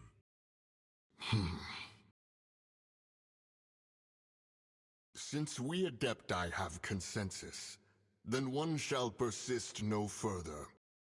But how will we ensure that the Liyue Qixing will not simply exploit their power once we depart? In my view, that is still a thing to be guarded against. All right, Mooncarver, you needn't worry. It seems to me that this right of supervision is best left to the people of Liyue. Looks like the conflict between humans and Adepti was avoided. Oh, right! It's nice that we've got peace and all, but we're forgetting one thing. Child wanted to unleash the god so he could lure Rex Lapis out. But we were able to handle the Overlord of the Vortex on our own, so Rex Lapis never showed up. Oh, and speaking of that, don't we still need to get to the bottom of that Archon's death, too?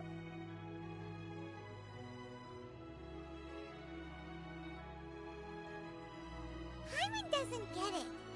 But isn't the strongest lead we have the Adepti-less rite of parting that we're organizing? No idea where Zhongli is gone.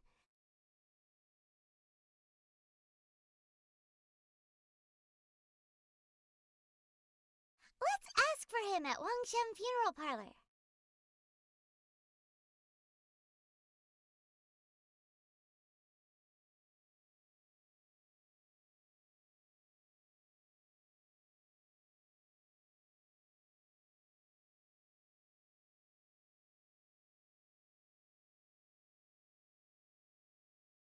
Faster? Okay, faster.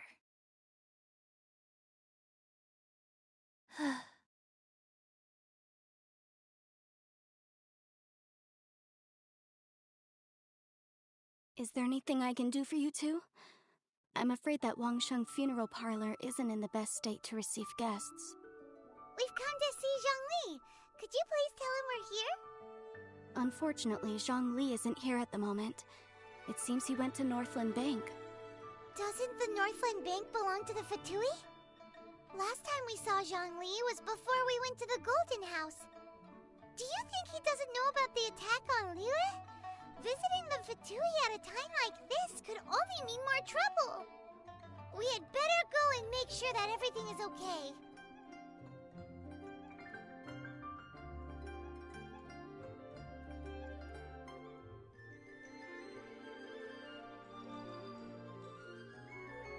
The key here is consumer psychology.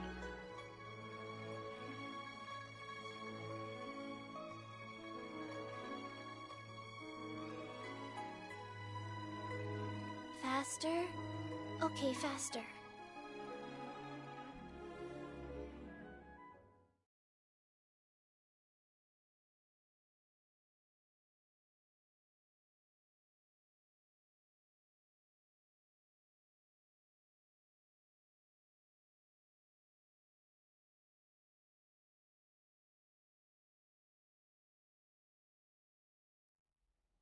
You call this cooperation between Harbingers? Cooperation involves communication, you know. Don't take it to heart, child. Besides, aren't you happy that you got to skip the formalities and bring chaos to the land? I'm sure you must have enjoyed that. Oh, it seems that some of your friends have arrived. Hey, it's Zhongli and Child. And you! You're also one of the Harbingers? It's you two. I believe we've met once before. In the city of Bards, was it? I'm glad you still remember my name. Ah, right. I imagine that it must have been rather hard to forget watching helplessly as something precious was snatched away from your friend. Well, if it isn't you two. This is our first time seeing each other since Liyue was nearly wiped off the map. This is certainly a bit awkward, wouldn't you say? Paimon knew that we should never have trusted a Fatui Harbinger. Oh, now don't say that. Sure, I may have misled you, but I never had anything against you personally. Besides, I thought we were getting along quite well together, didn't you? Except for that little tussle we had at the end. Nothing personal. We just have different views, that's all. Of course, you may very well hold this against me, but that's up to you. The real deceivers here are Senora and Zhongli. Curse them for leading me on. So actually, I think... Stop wasting time, child. There'll be plenty of time to chat once I'm through here. You remember the agreement, Morax. Now, if you would be so kind. What in the world are you talking about? The contract is fulfilled. That which thou seeketh is now bestowed unto thee. For my promise is solid as stone.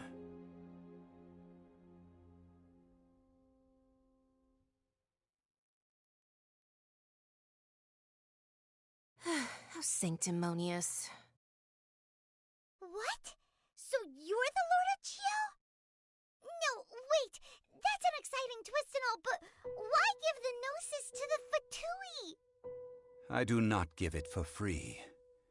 I give it as agreed upon in the contract, for it is a matter solely between the Tsaritsa and I.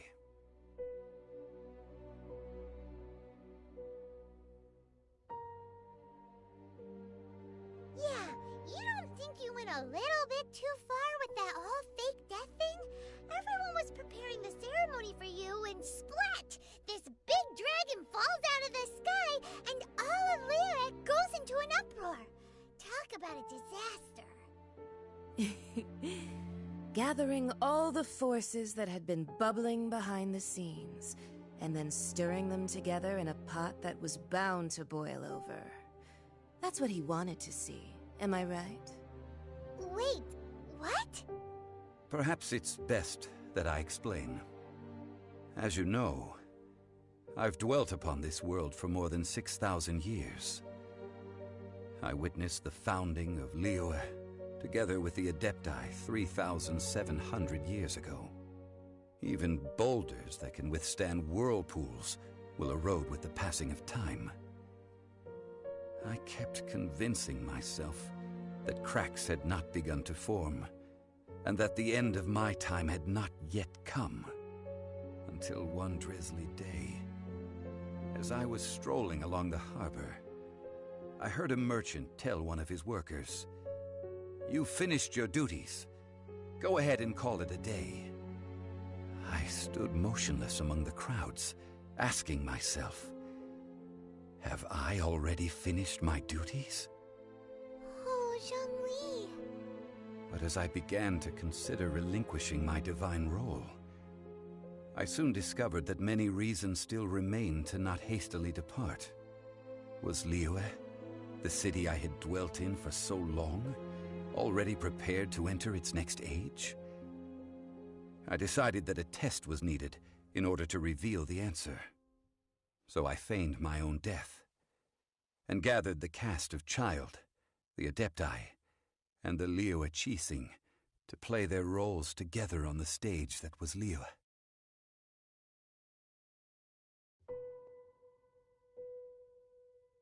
Indeed I was.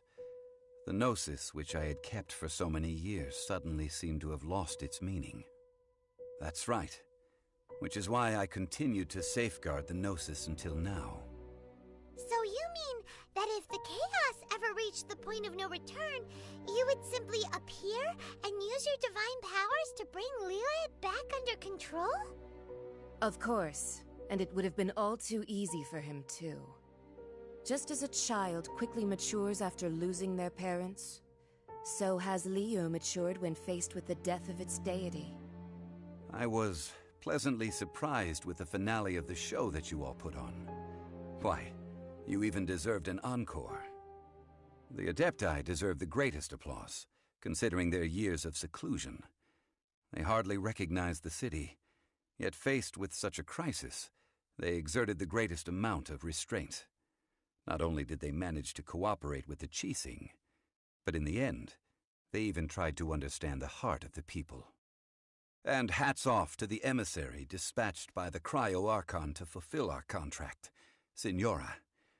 She managed to keep everything she knew in strict confidence, far from the eavesdropping ears of her colleague Child, just as I had requested. All the while, I carried on as Zhongli, and fulfilled the traditions of Liyue in this mortal form. Thank you for walking that path with me, traveler. These things were all a part of my script. The only unforeseen plot twist was the conduct of the Liyue Qixing. I had expected them to do no more than the Adepti, to come to the defense of Liyue. But when all was said and done, they seized the opportunity to supplant Liyue's divine protectors, and used the subsequent power vacuum left by my death to quickly gain complete control of Liyue. Huh? That doesn't sound good at all. On the contrary, I think it is excellent. I had always feared that it was too soon for them to take over from me, and it was also that which I longed for the most. As such, this is the best parting gift anyone could have given this god of old. Hey, what about me? Doesn't anyone feel the least bit of remorse for deceiving me? You've practically kept me in the dark. I think that thanks would be more appropriate. You certainly played no small part in all of this, wreaking havoc and turning the city upside down. The Lord of Geo ought to thank you for your performance, if anything.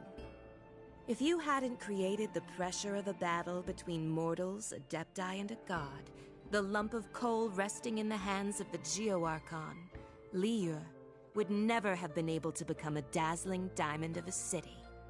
Huh? Just whose side are you on, mocking me like that? Are you itching for a fight?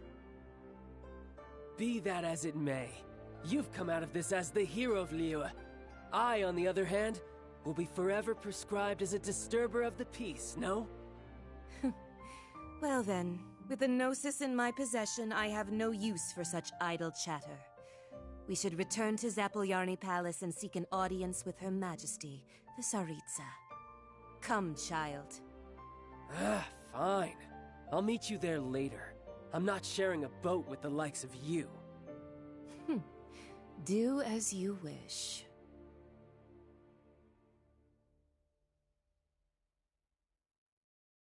Now then, is there anything else you wish to ask me? Right! As Zhongli always told us, a good trade is a fair trade. Paimon has no idea what could be a good trade for Enosis. Realistically speaking, there is no such thing. Huh? However, I am the god of contracts. For thousands of years, I have made countless contracts. If the deal was of no benefit, then I certainly would not be inclined to agree to it. My agreement with the Cryo-Archon will be the last of my contracts as the Geo-Archon. My contract to end all contracts. As for the bargaining chip that the Tsaritsa used to balance the scales, uncover that answer for yourself in your future journeys.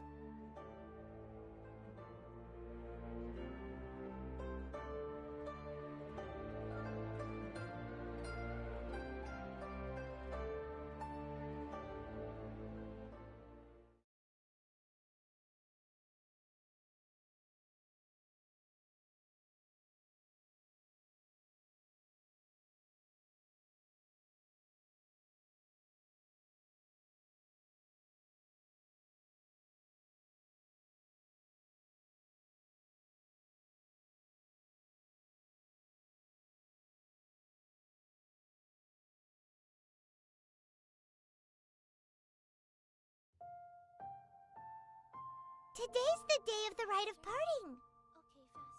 Although the star of the show is fake, we spent so much time trying to organize it, it would be a real shame not to go there now.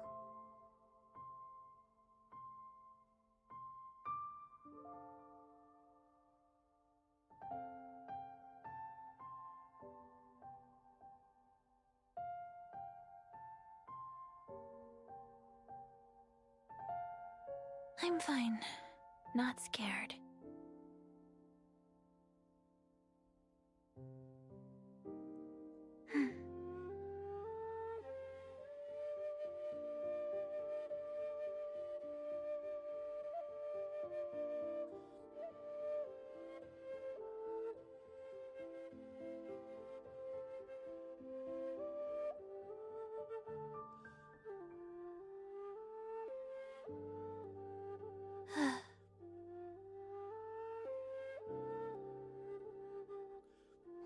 Well, since we're going through with this rite of part... So Rex Lapis is really... But they didn't... Oh, come on. Do you think that the assassin could have been a normal person? You know what I think. I don't think any of the gossip on the streets you hear from those shady types is worth anything. There's only one real possibility in my mind. I've heard that the assassin was that Fatui fellow. Youngish, pretty high in rank. I think that... The Fatui? They certainly are very suspicious. Shh! Lower your voice. If the Fatui catch you in their sights, Rex Lapis won't be around to...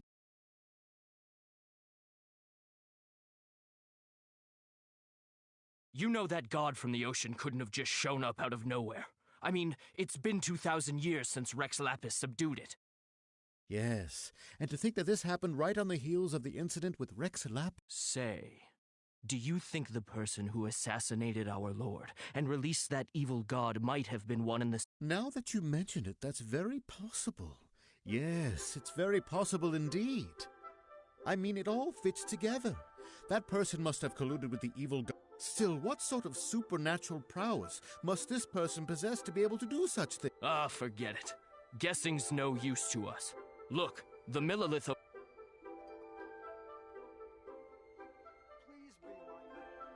Faster? Okay, Hear ye all! The Qixing's words.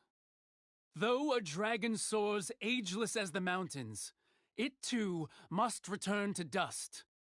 This is common knowledge. Gods and Adepti live glorious lives, But both light and shadow have their season.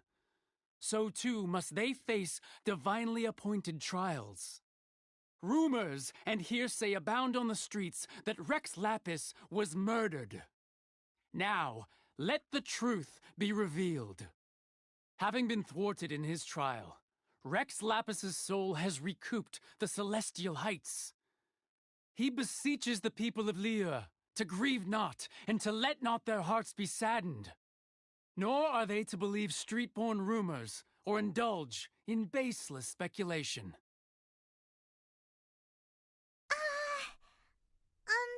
Paimon needs a translation on what the Qixing's announcement said. So that's how they're spinning it.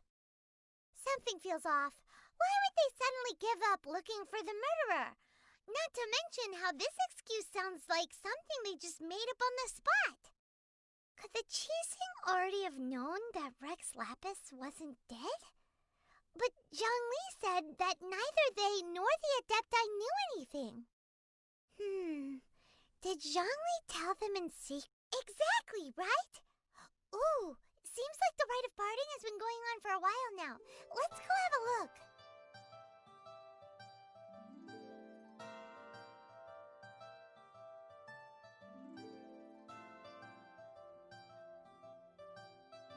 Look, it's Ningguang and Keqing. Are they saying something? Are their speeches over? As said previously, Rex Lapis's soul returning to the heavens is the end of the contract. And it is also the end of an era. 3,700 years of contracts burnt and reduced to ash.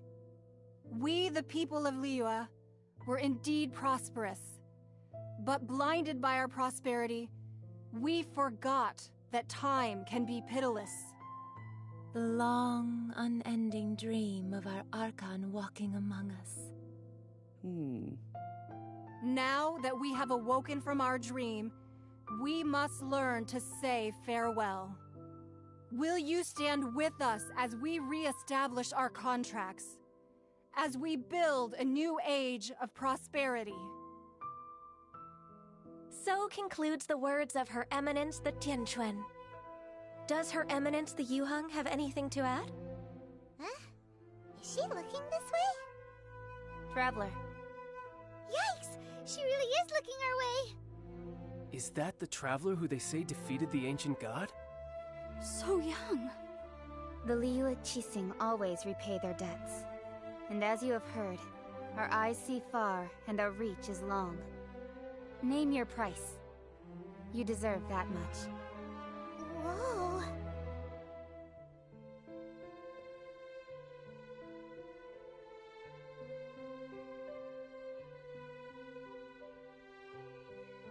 Well, could you help me put up some missing person posters?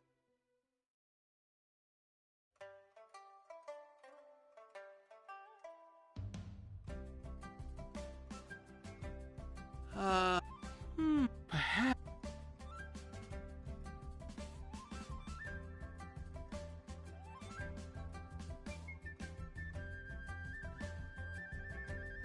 Roping you.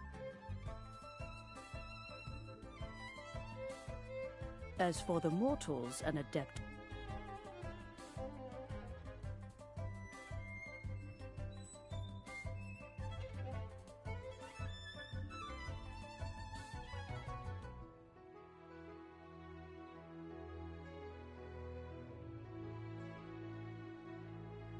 Hey, Zhongli! Look at this. Everyone in Liyue is caught up in their emotions, thinking that they'll never see Rex Lapis again.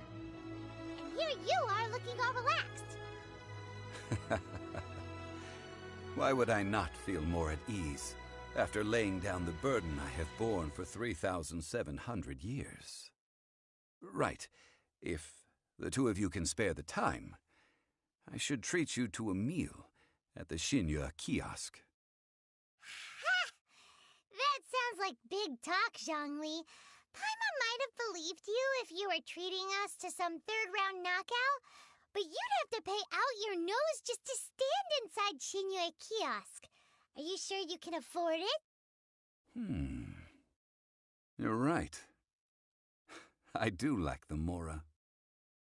As the Rex Lapis Morax, I can easily create Mora. But since I have chosen to walk this earth as the mortal Zhongli, I should abide by the same rules that mortals do.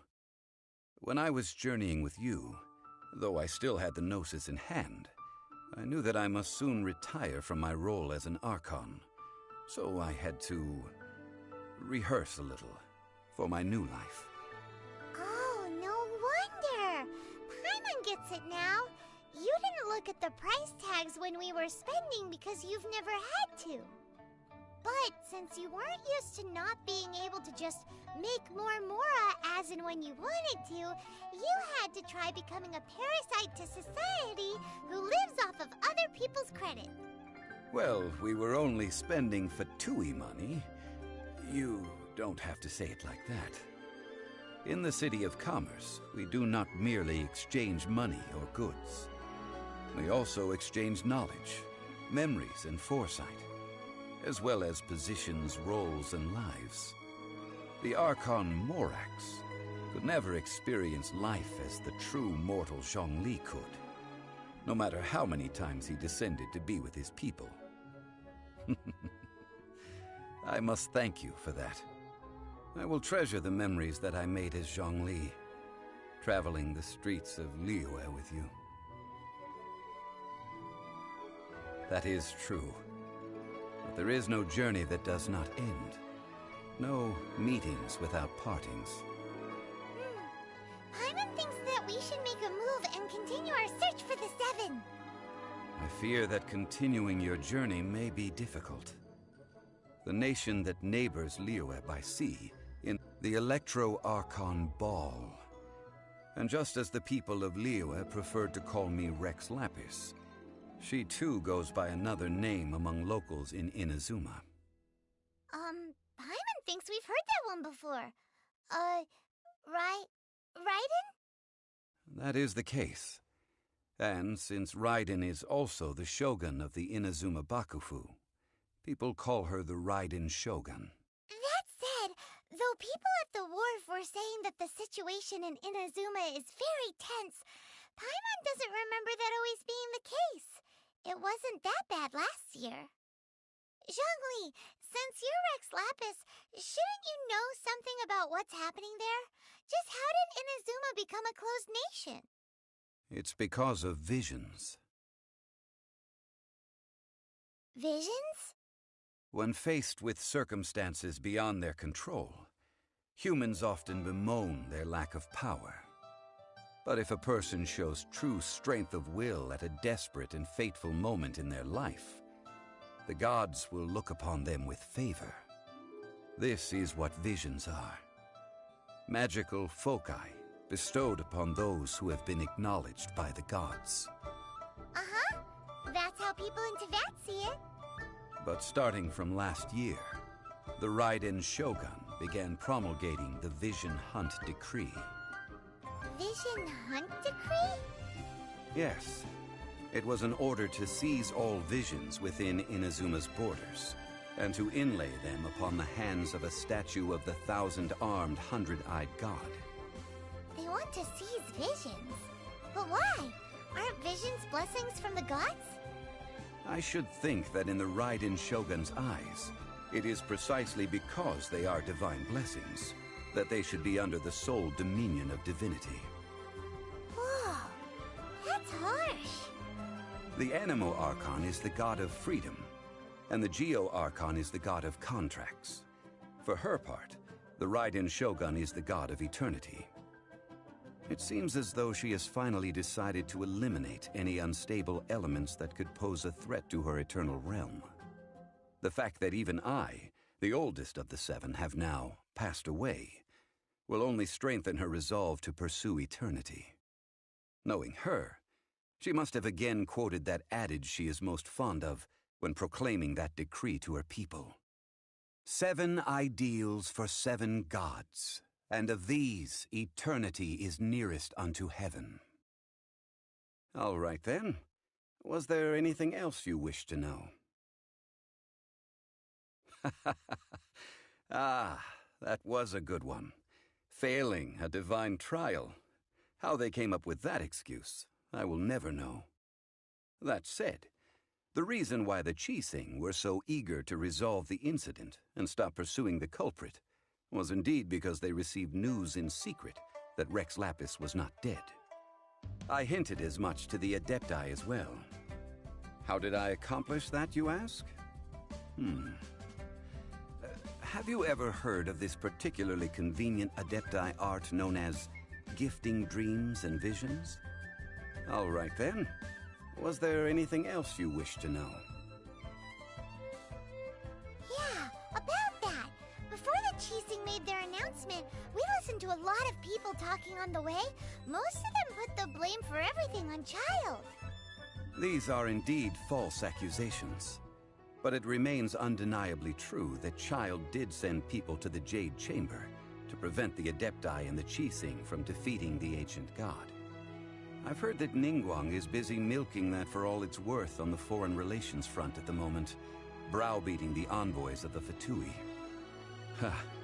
Those poor Snezhnayan diplomats. If it were not for Child's exalted position as a harbinger, I'm certain that they would have shifted all the blame to him and called for his dismissal by now. All right then. Was there anything else? The time of the Adepti has long passed. If even the Liyue Qixing don't want to face that truth, then what future is there for Liyue? Kuching is absolutely right in saying this.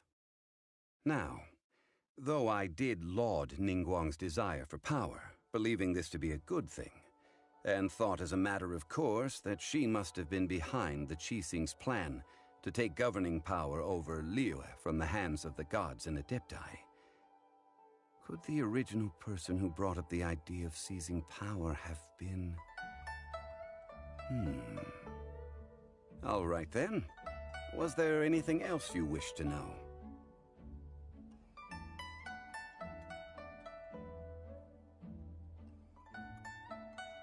That's right. Zhongli, now that you don't have your gnosis, what's going to happen to all the Mora in Teyvat? Since Morax is dead, are they all just gonna disappear?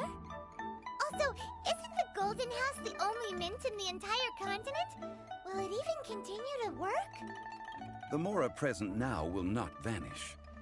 But the Golden House will indeed have to cease operations for a lengthy period of time, since creating Mora requires the use of the Geo-Archon's power.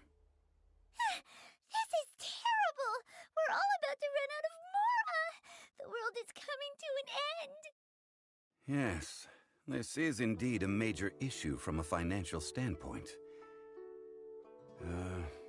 Well, I suppose we'll just leave such troublesome matters to the Liyue Qixing to debate.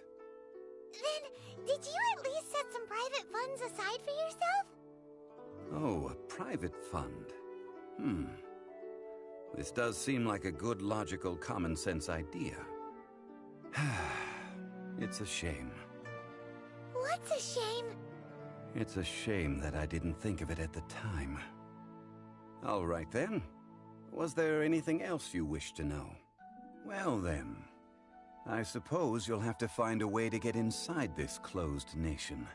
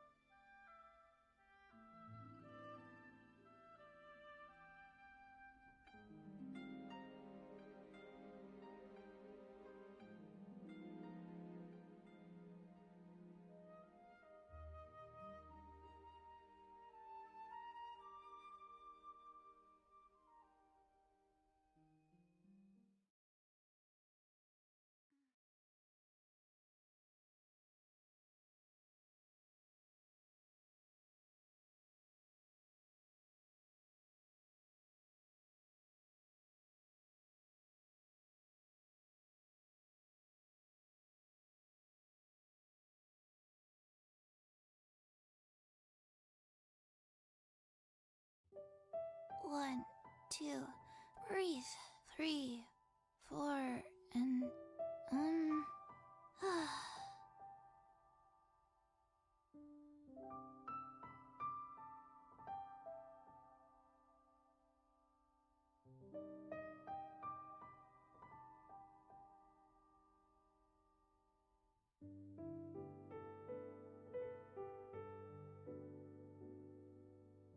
1, 2, 3, 4, 2, 2, 3, 4.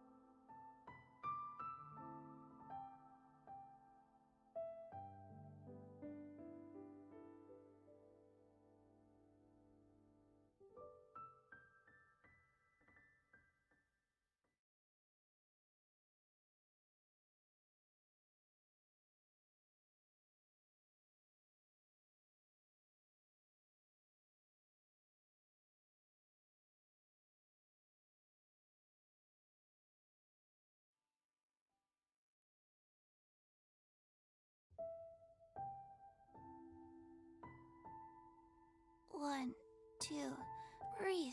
3, 4, and,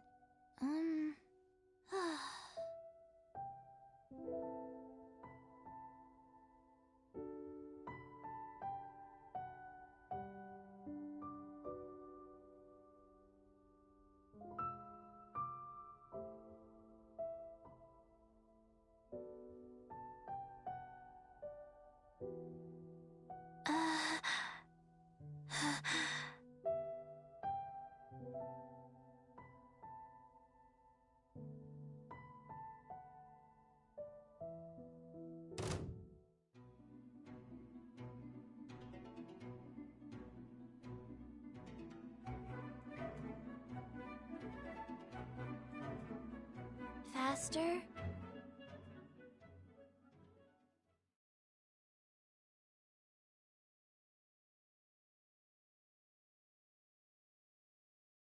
Okay, faster.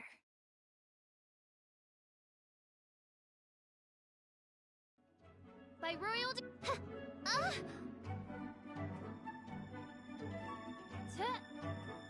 Shadow Raven, let night fall! It's nothing. Bye.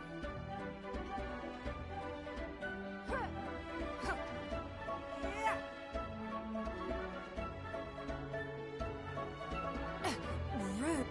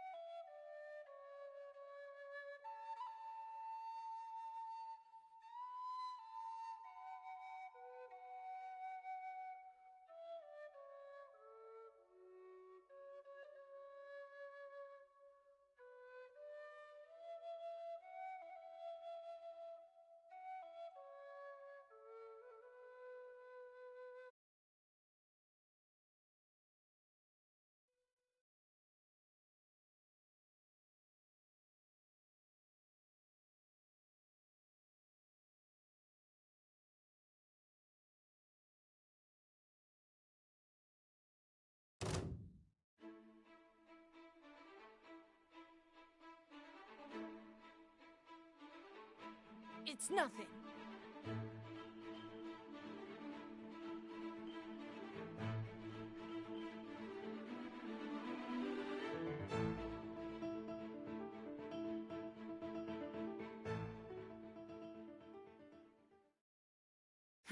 Give up.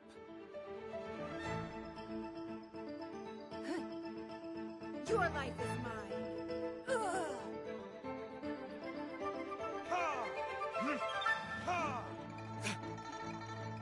Your verdict is?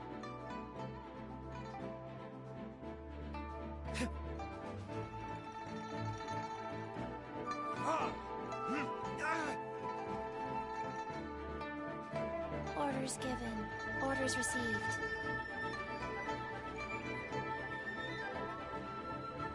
By royal decree.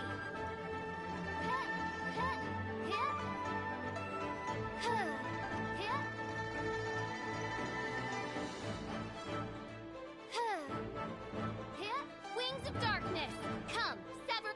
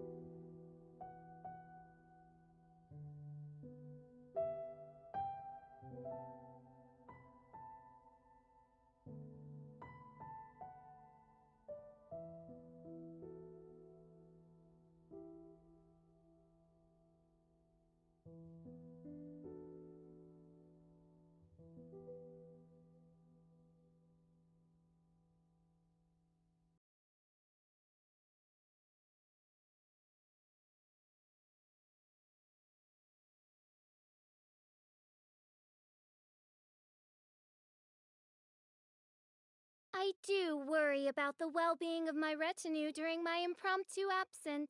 I'm sure the good people of the Adventurers Guild are absolutely fine, mein Fräulein.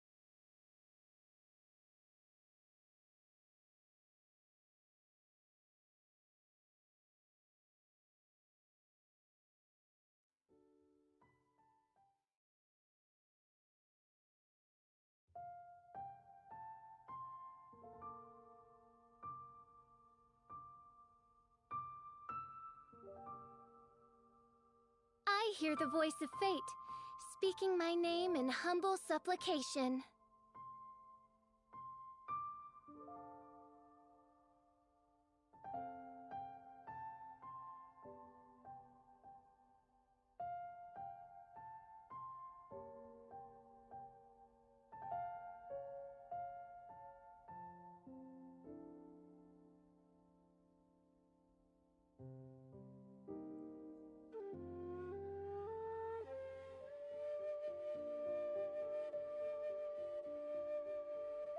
I created another universe and founded paradise. For I, Fischl, am the Prinzessin der Verirrt...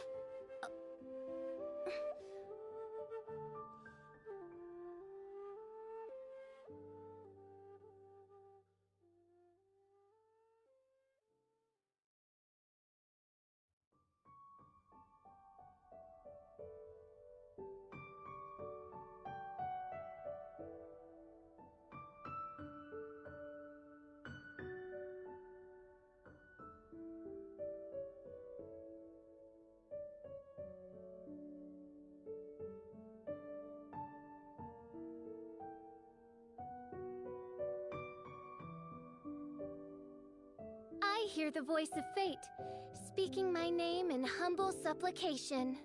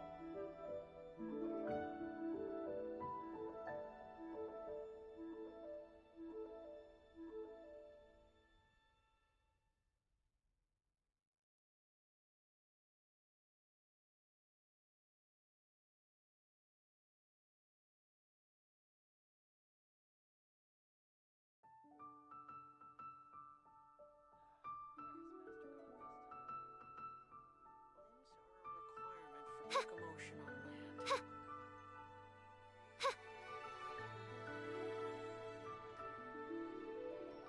So,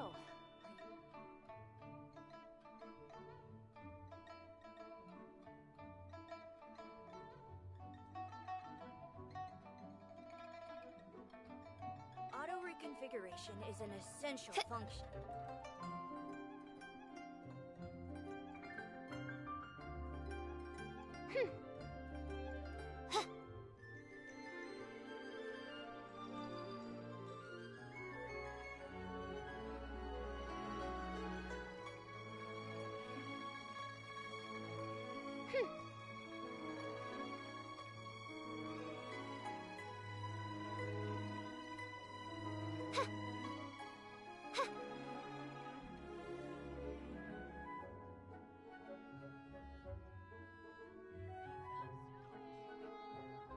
that's not being honest, that's just plain.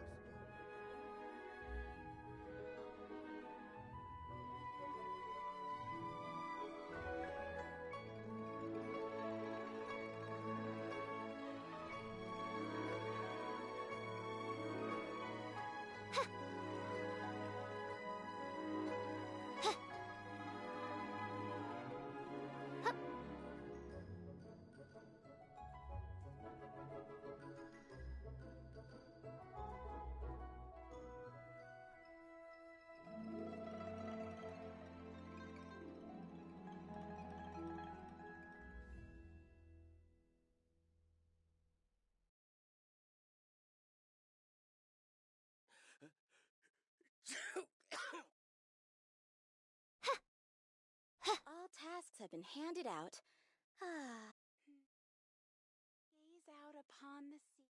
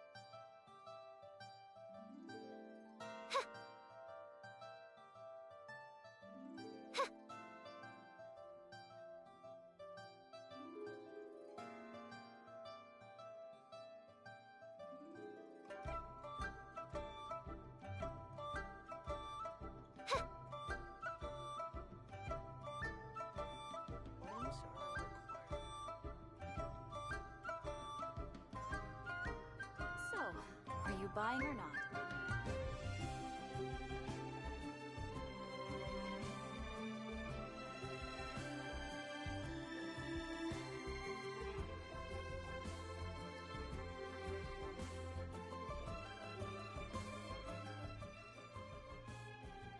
Auto reconfiguration is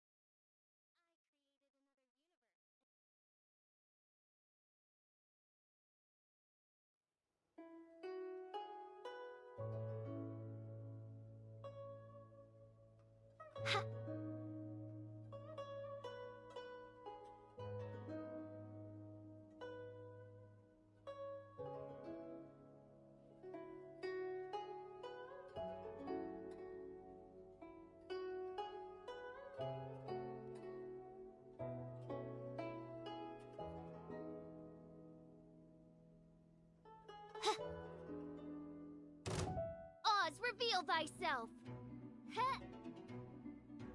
No rest for the wicked. Give. Submit!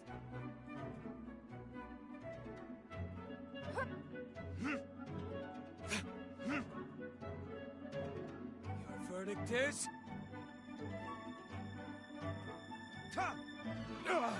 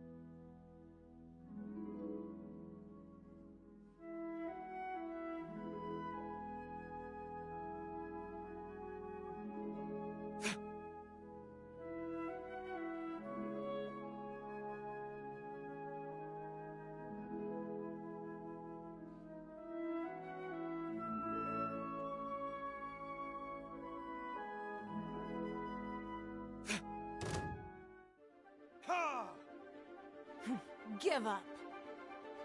Your life is mine.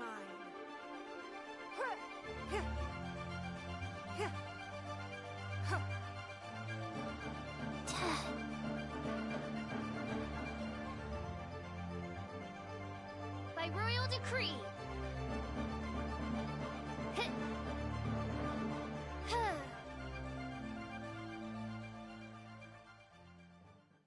And with it, the storm.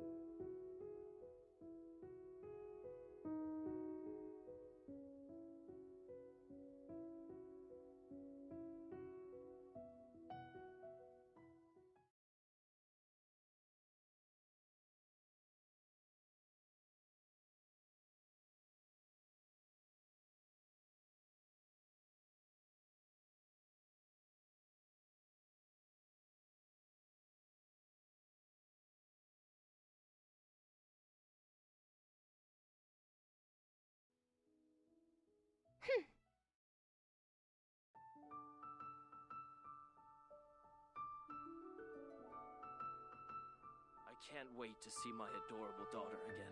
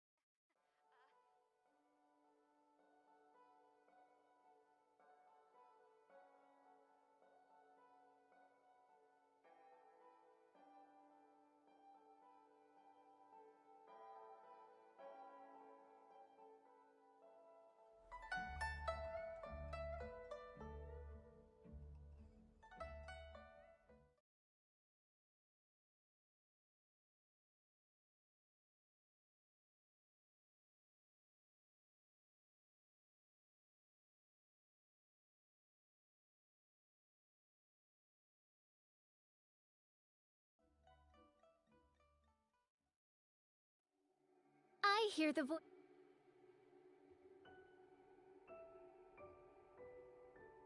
There's still a long road ahead.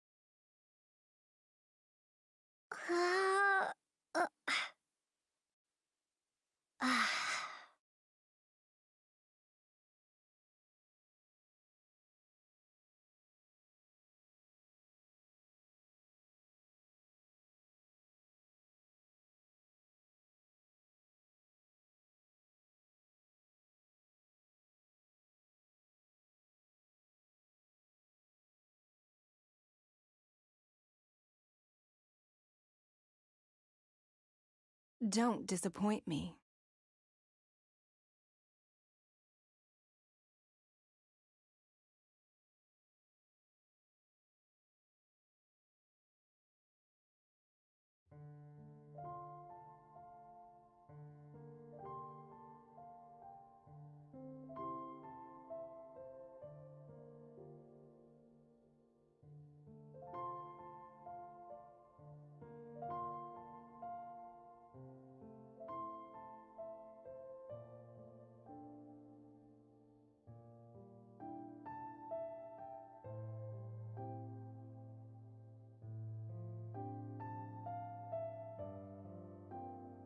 In a trade war, the perfect hunter leaves no trace.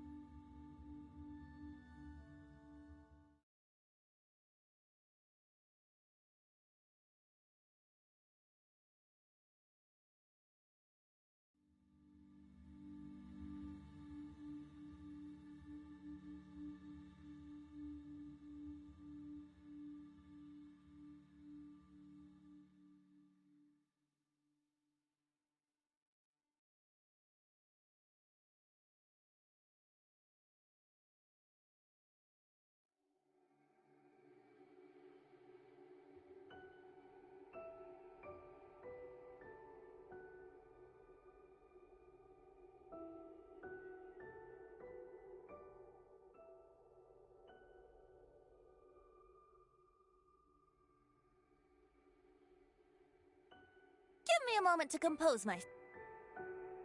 Brace yourselves.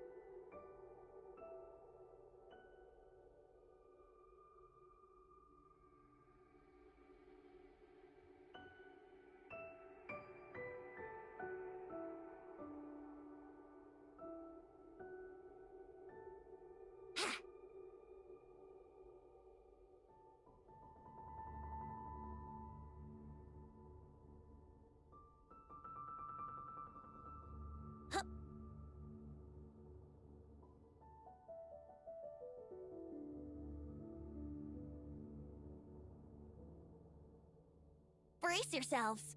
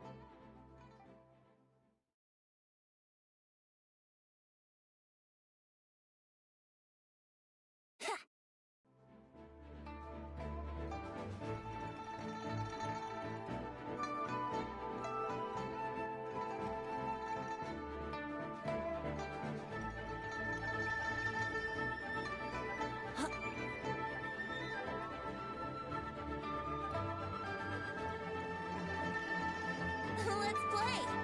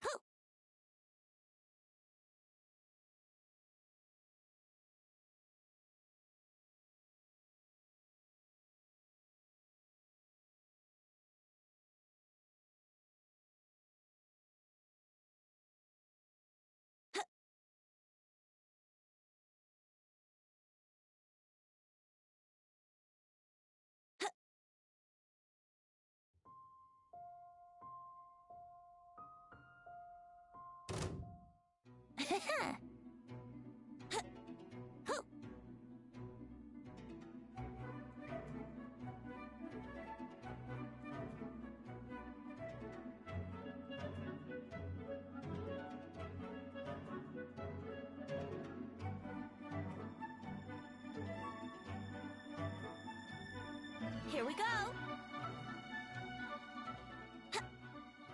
Huh. Huh?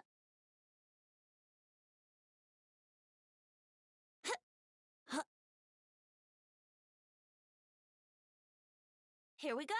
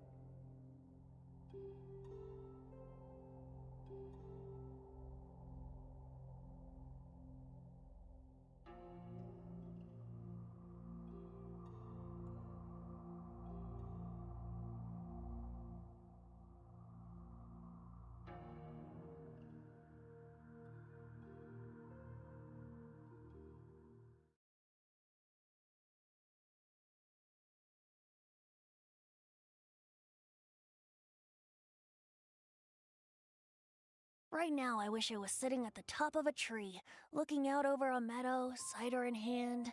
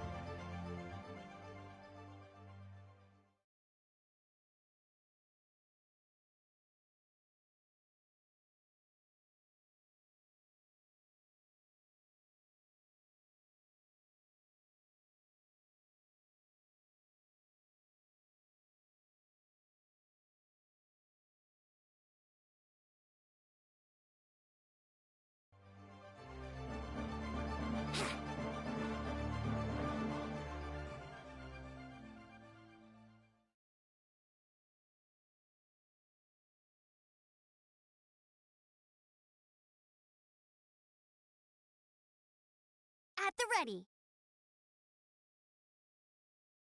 Let's make haste.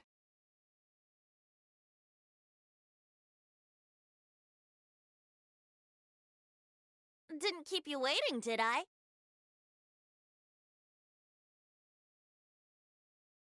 In the name of the Prinzessin. I'm here.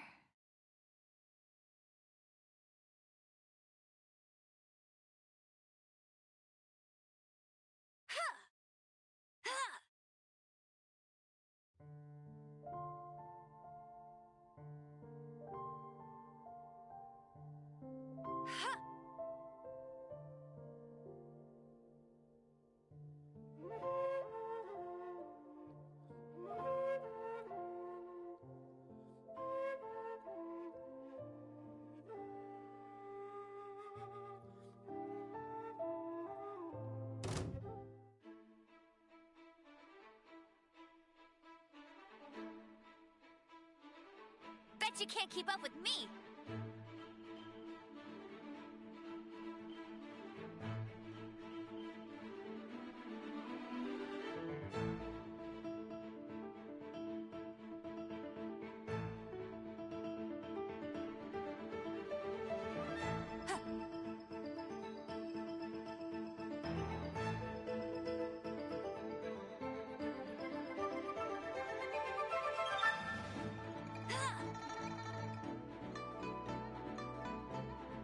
Bet you can't keep up with me.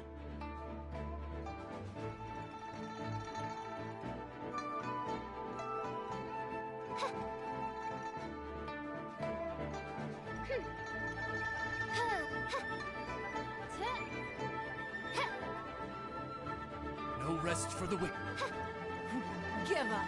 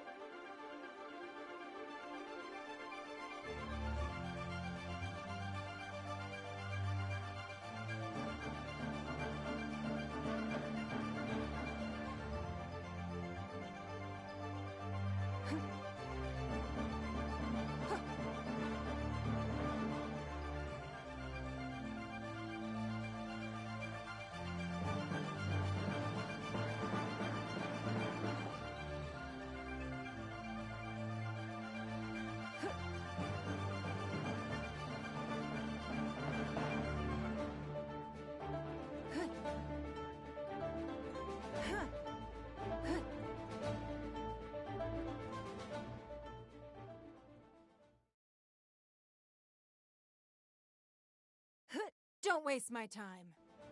By royal As you wish, mein Fräulein.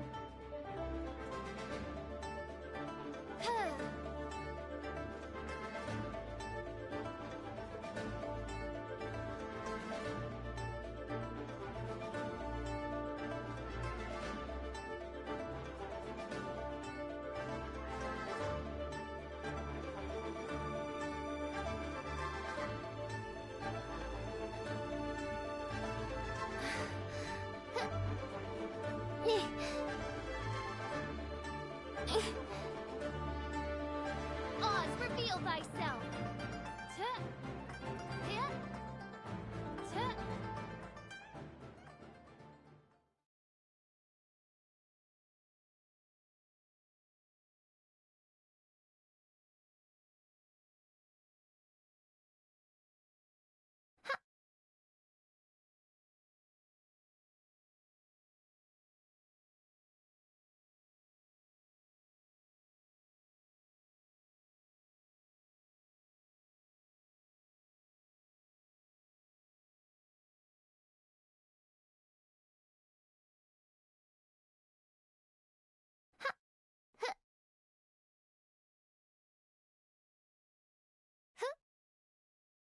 Let's play.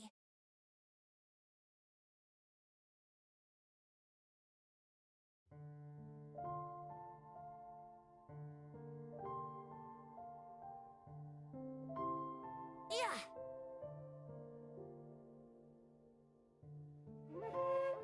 Wouldn't gliding be faster?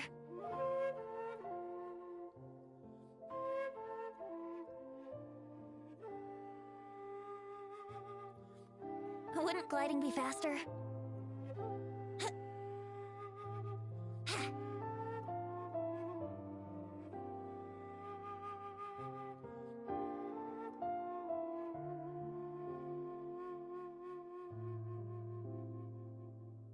Huh.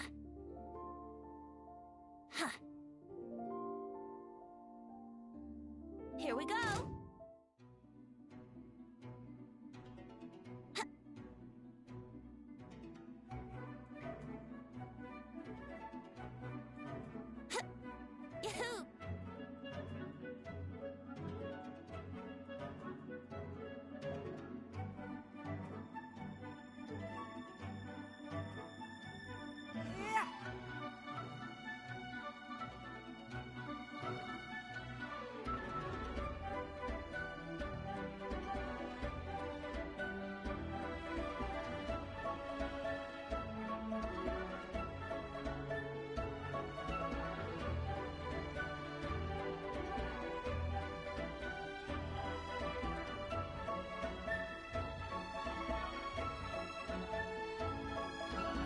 Brace yourselves.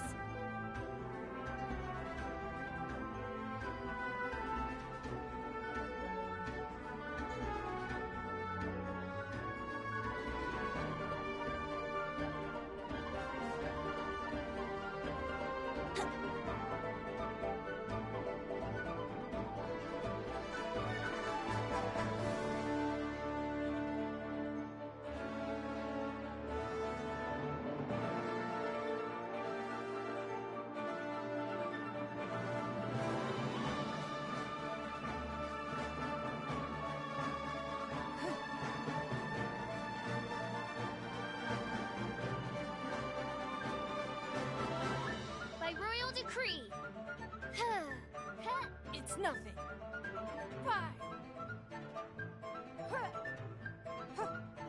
Ugh, you wait. Wouldn't gliding. Let's play.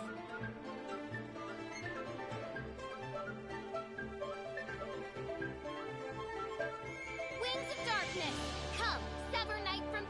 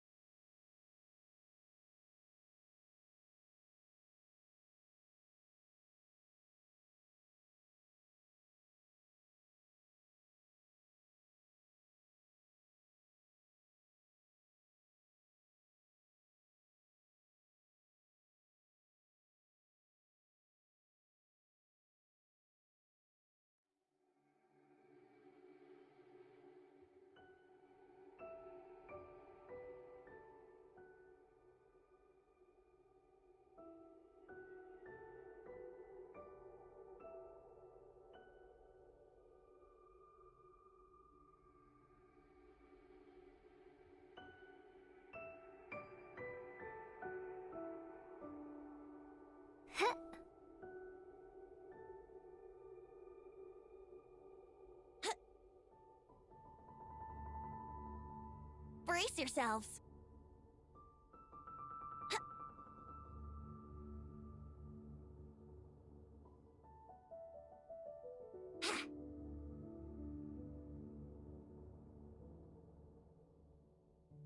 Brace yourselves.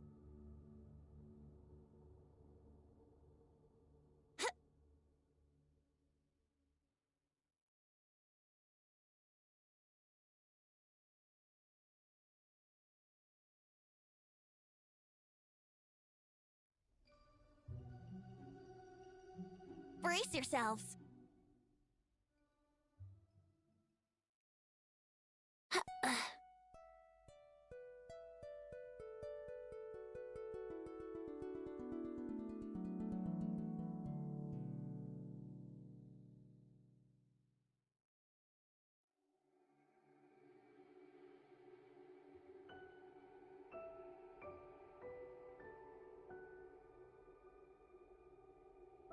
Huh? Huh?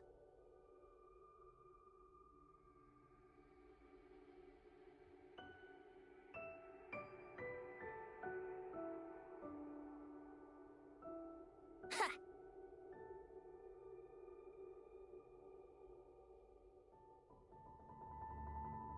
Ha!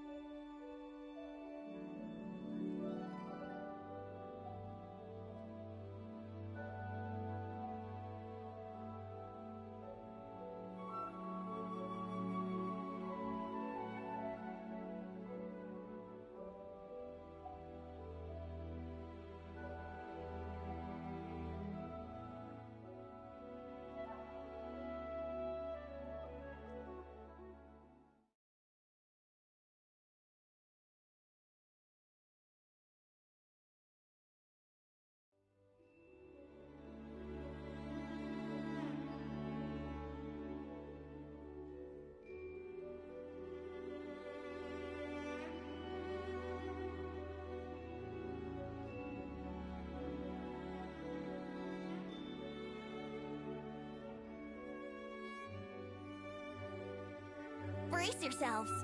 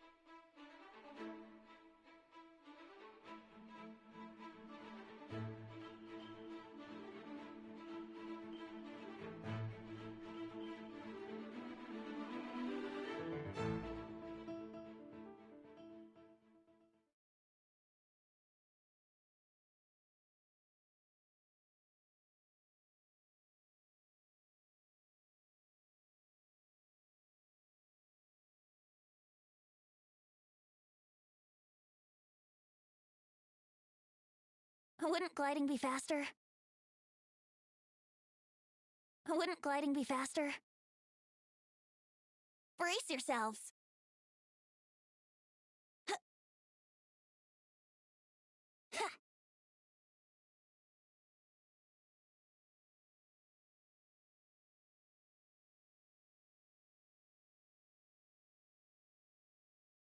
Let's play!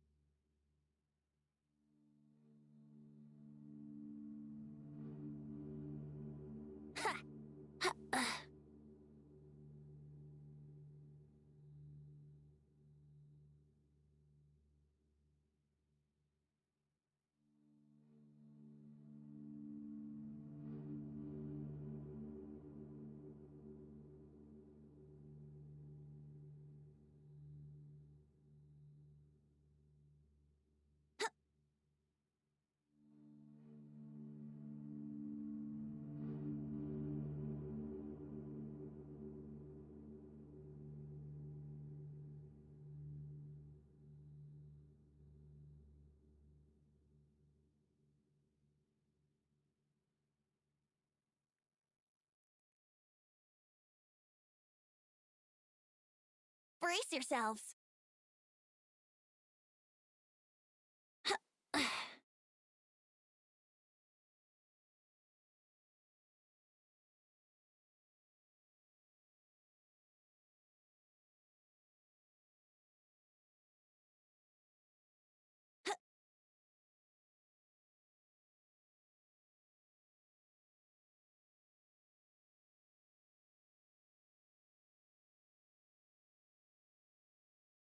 Yahoo!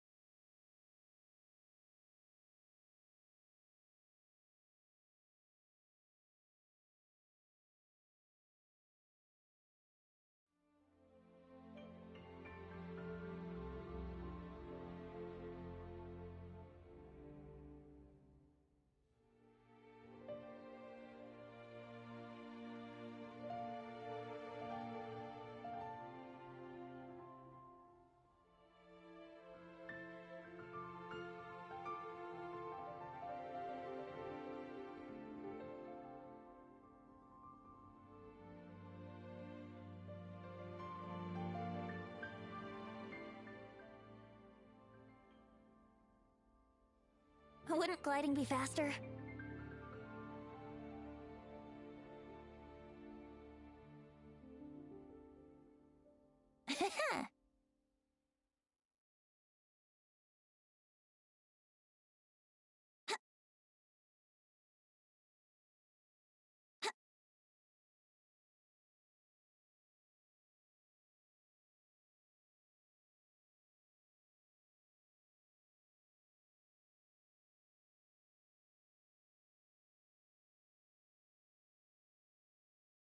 Wouldn't gliding be faster?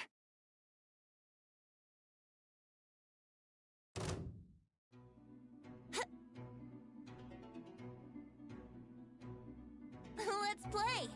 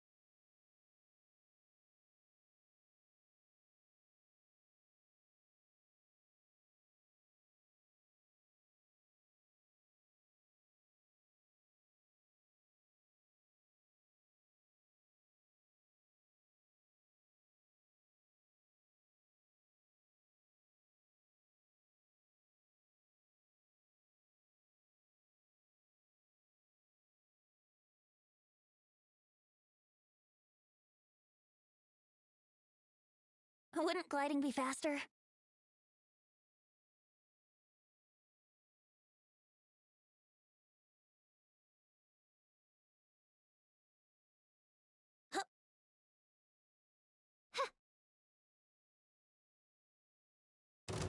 reveal the...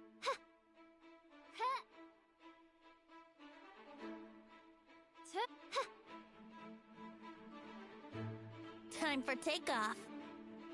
Let's play. Let it rain.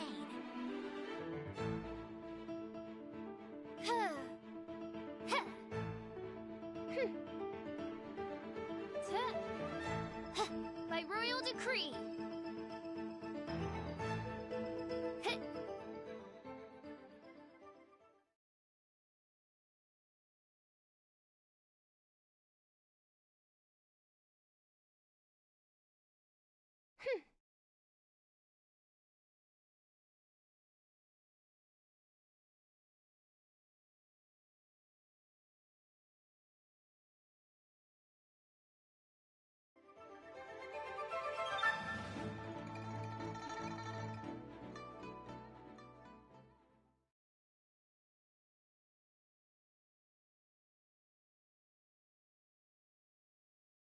I summon thee!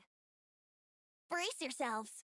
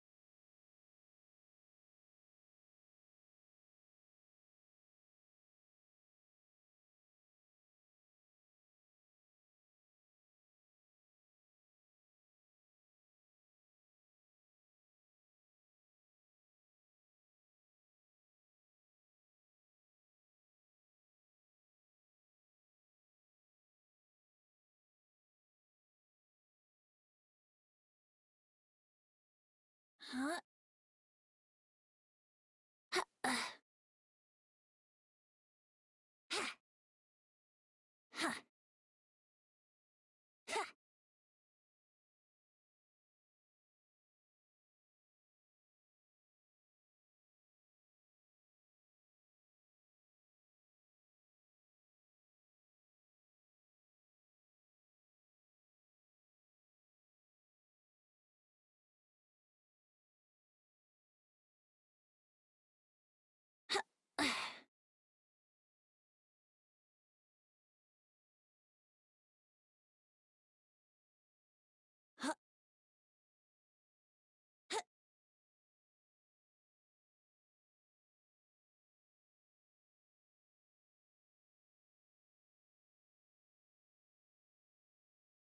Here we go.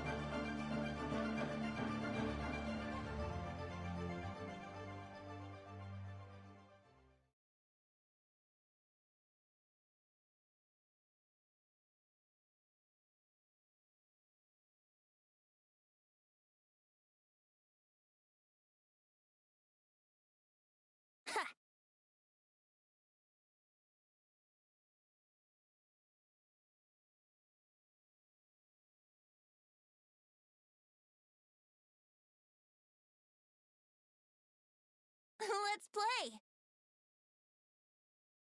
Huh?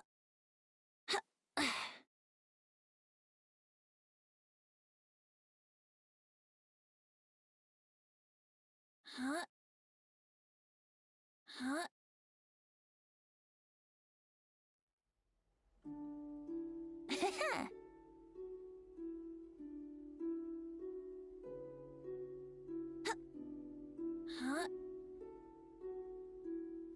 Huh.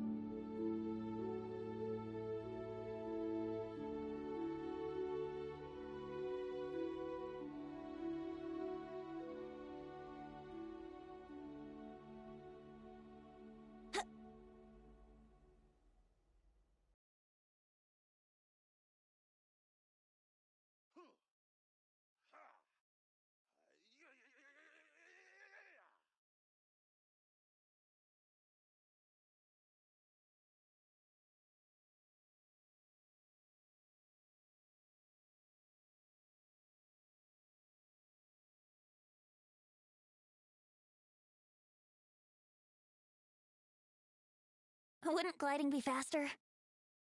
Wouldn't gliding be faster?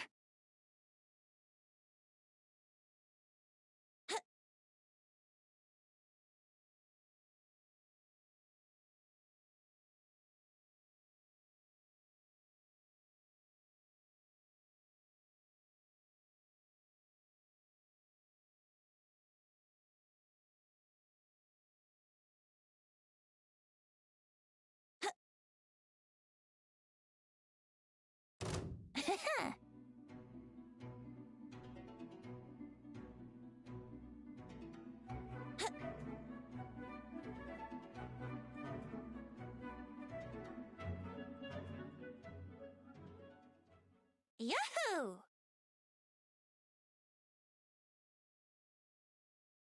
Huh?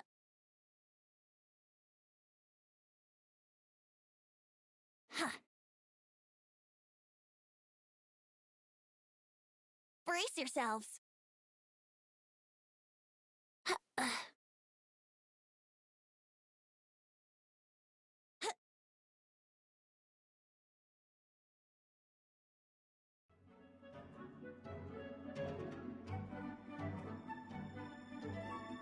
Here we go.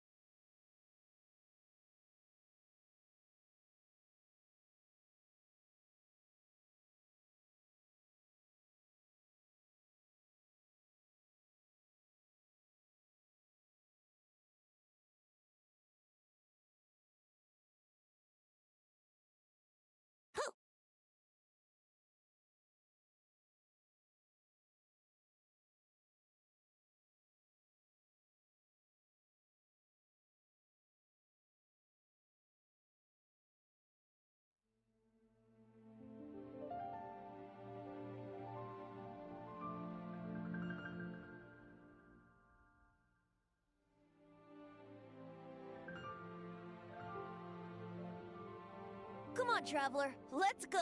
The world is full of lost ballads just waiting to be rediscovered.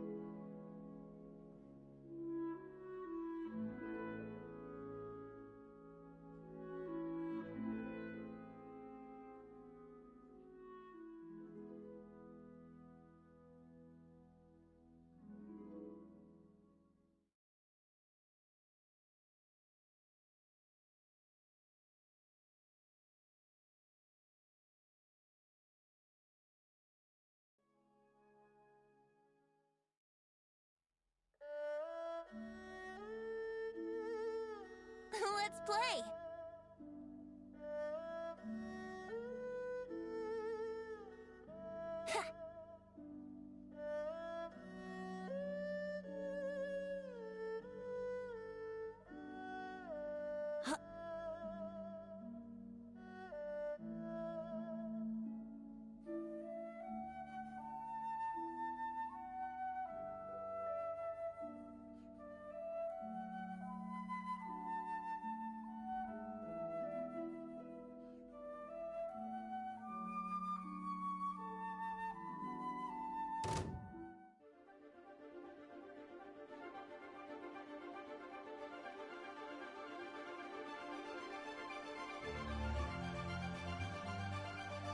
How rude.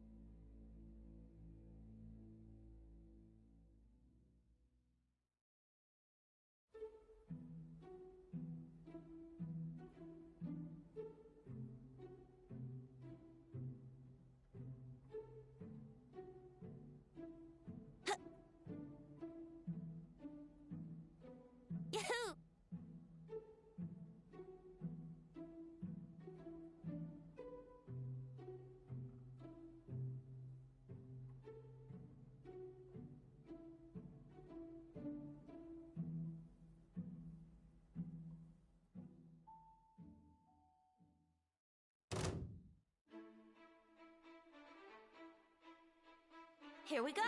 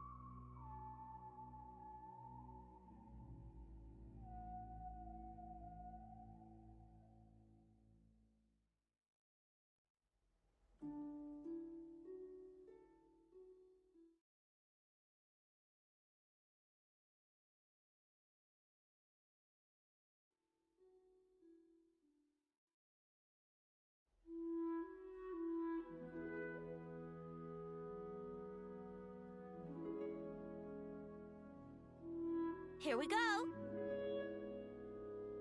Yahoo!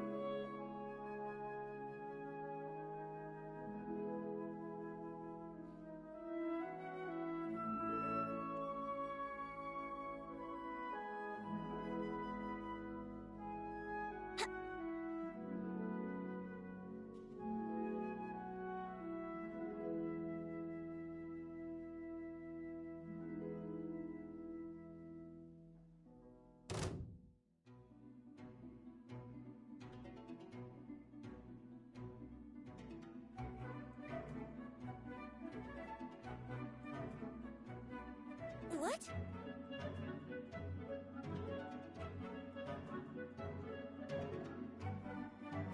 Huh.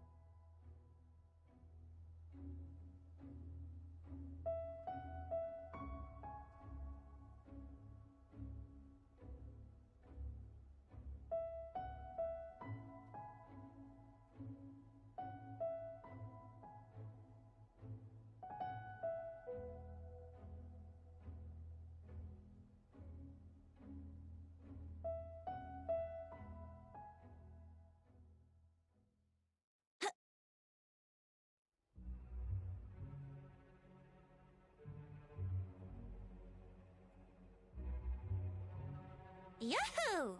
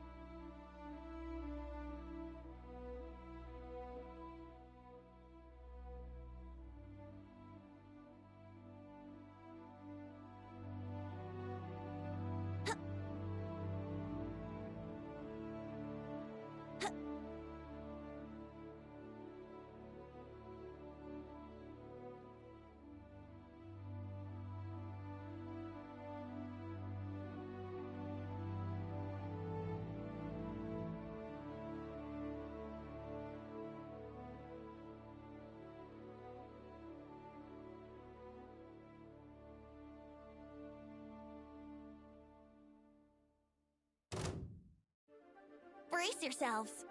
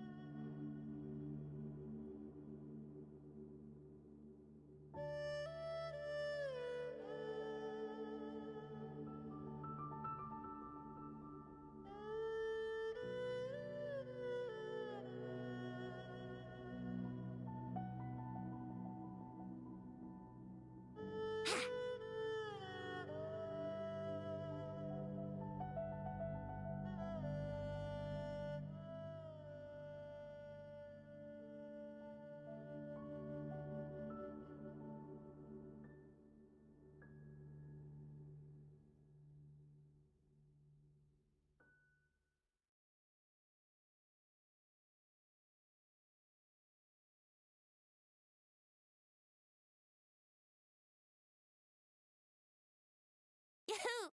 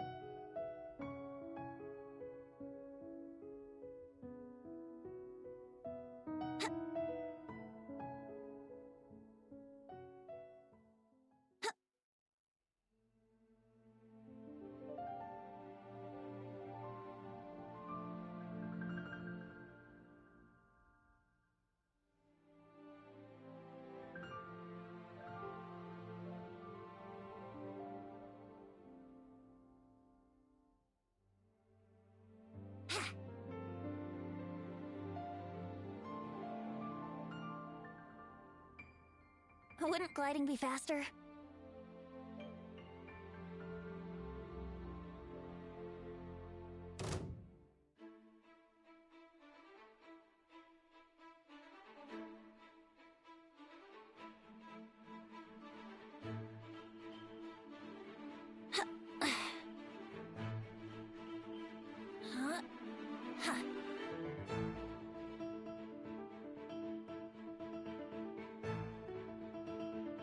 Yahoo!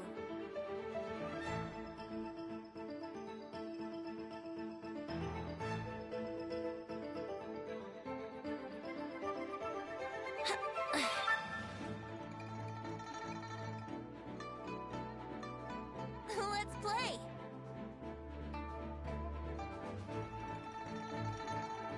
Huh? Huh.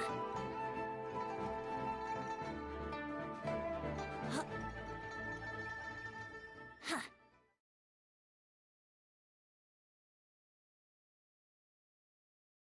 Huh.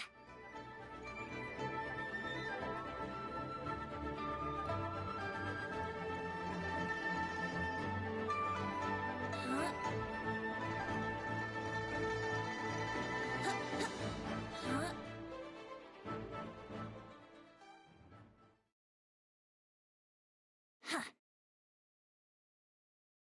Yahoo! Brace yourselves.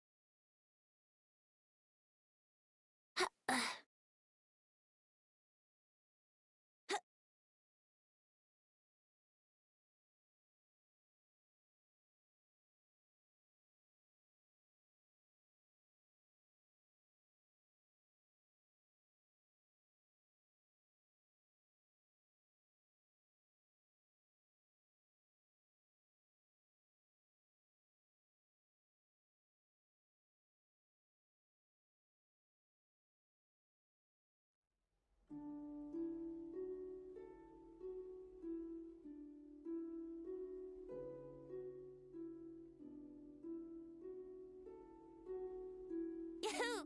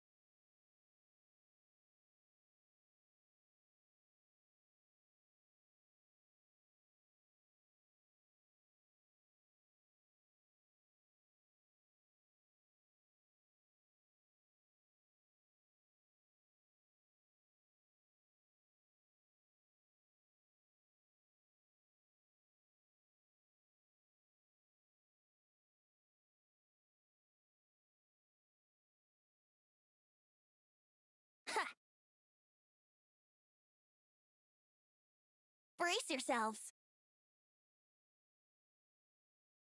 Huh.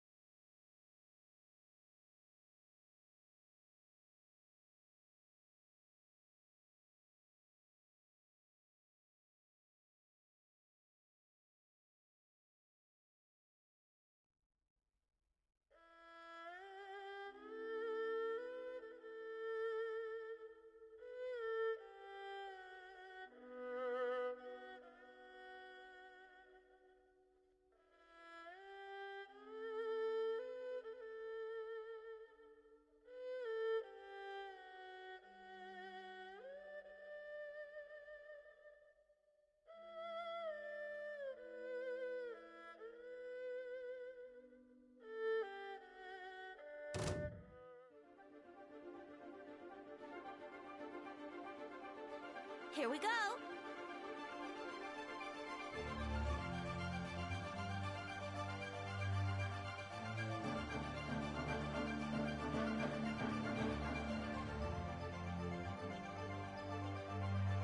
Wouldn't gliding be faster?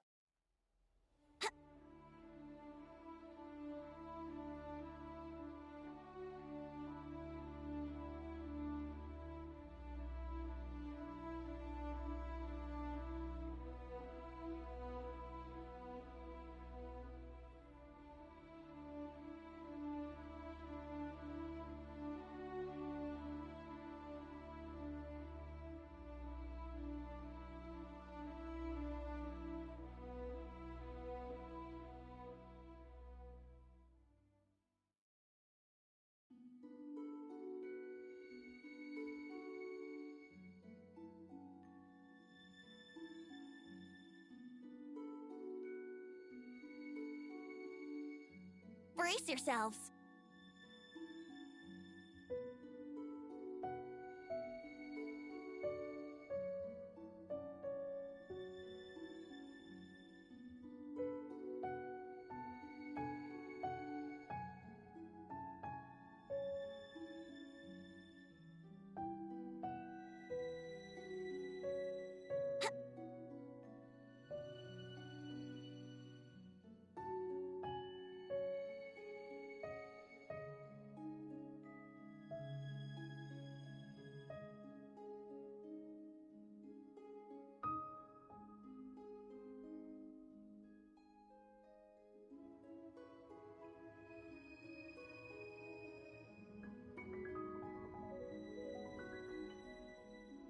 Yeah!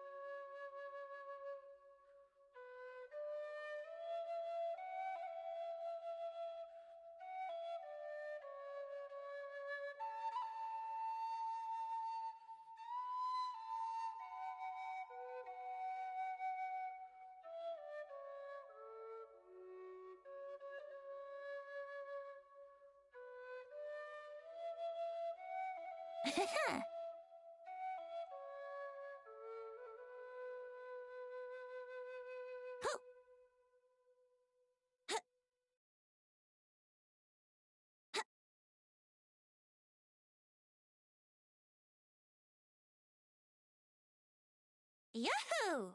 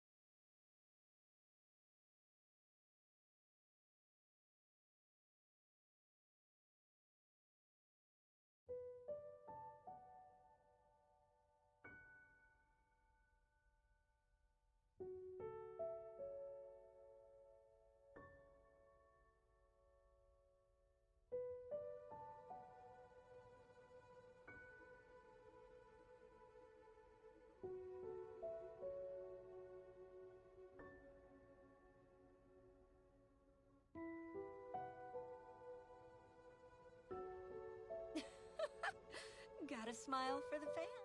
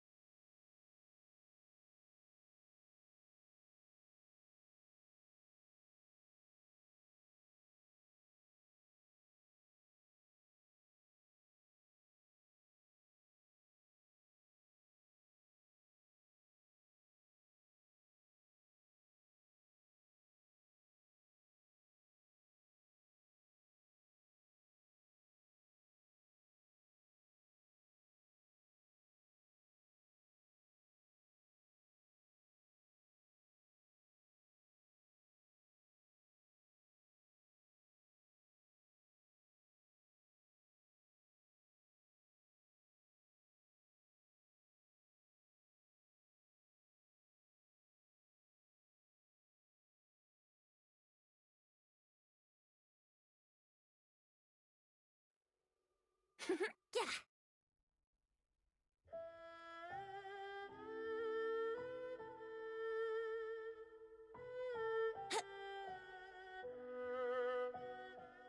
Wouldn't gliding be faster?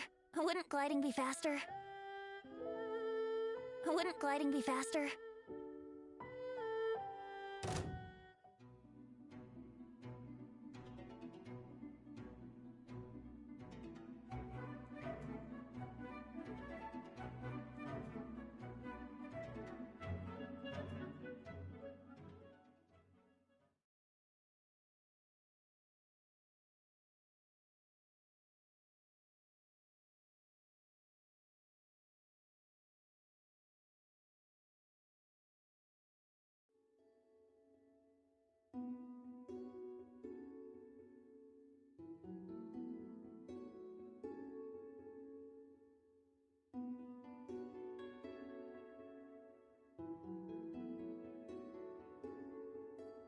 Sure, I'll play you another tune, but it'll cost you an apple.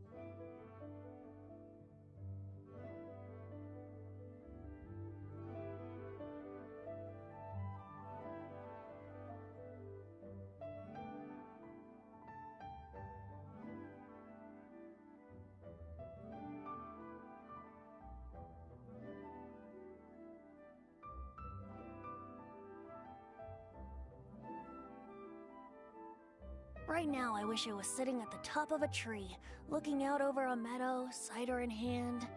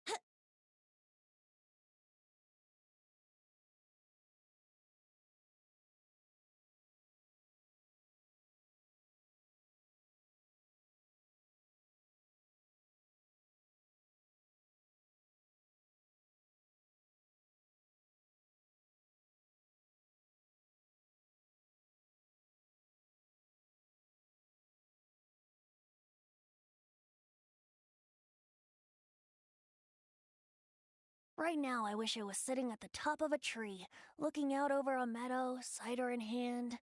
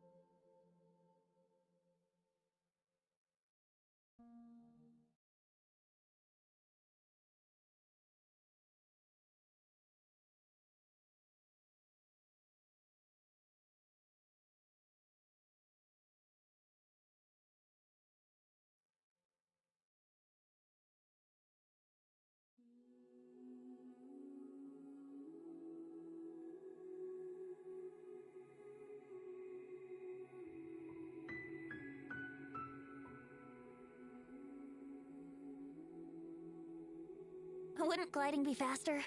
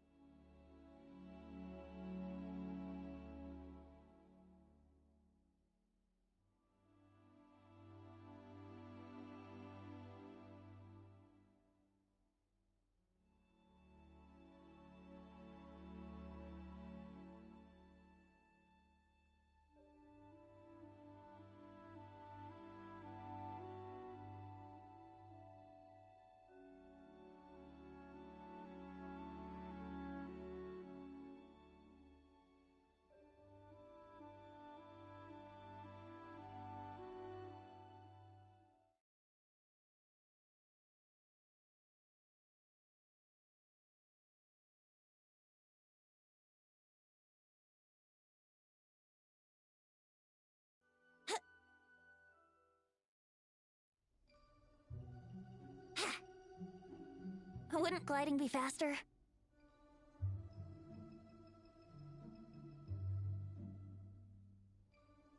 Wouldn't gliding be faster?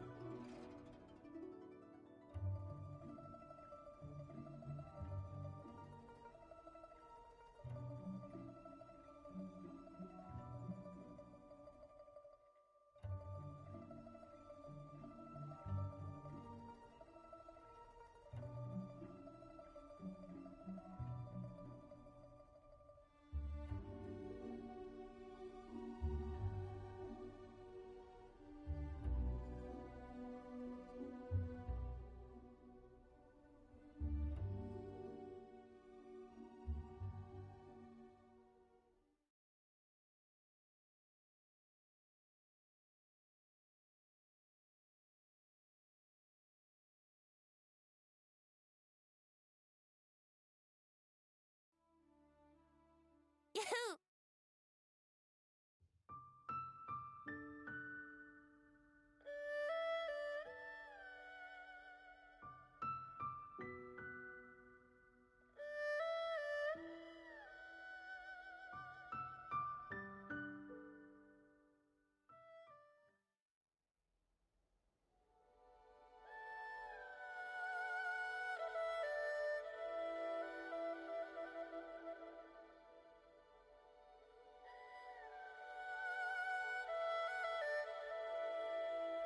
Yahoo!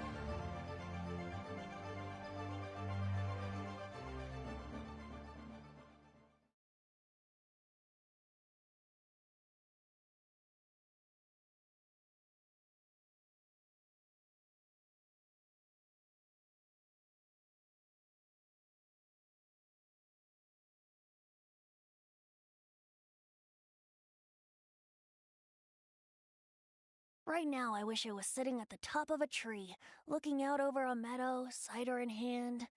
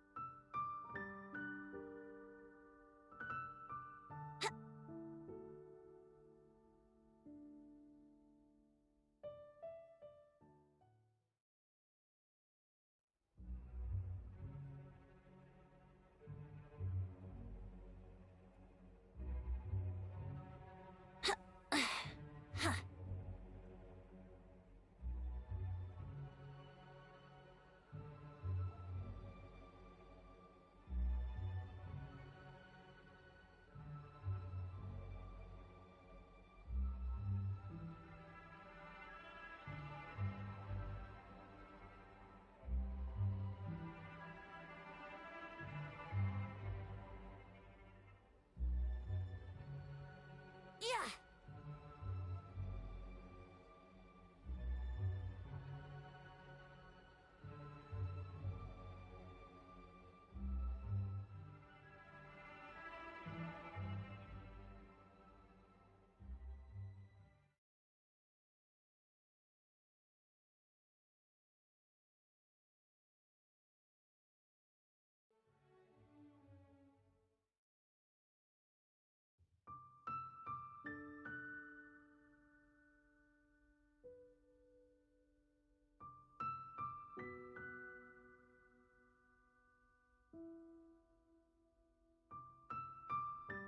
Sure, I'll play you another tune, but it'll cost you an apple.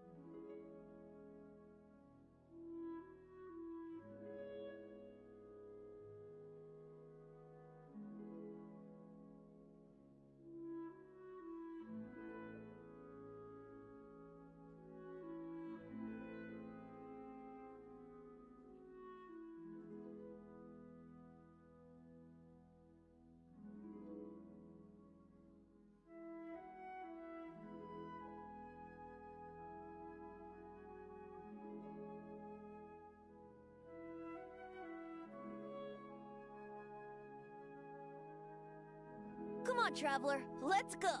The world is full of lost ballads just waiting.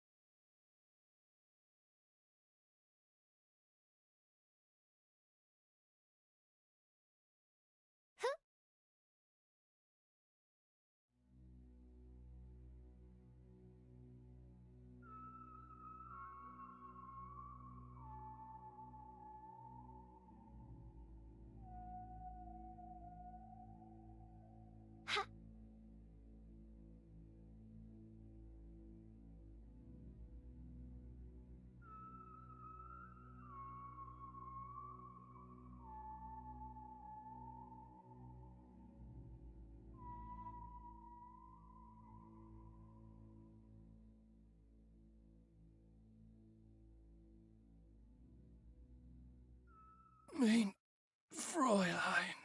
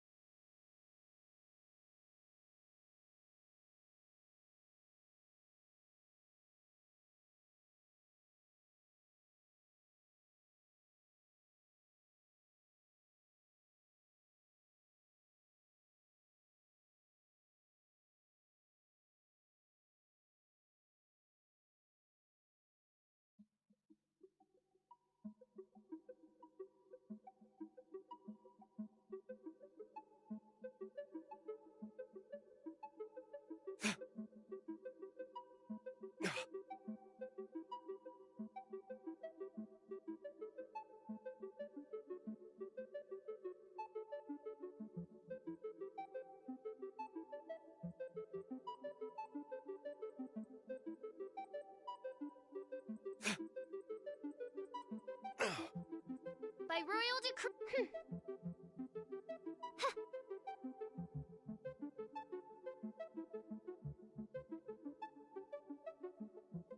Submit! Yeah.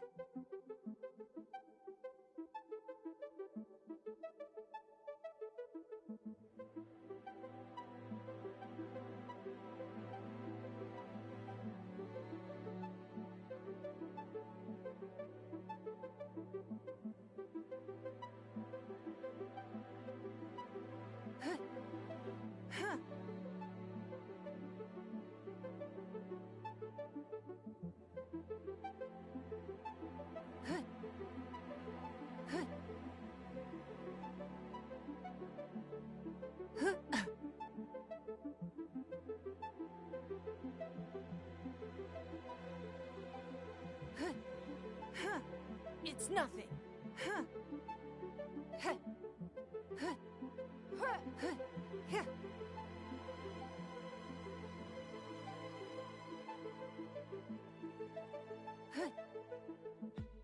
Don't waste my time.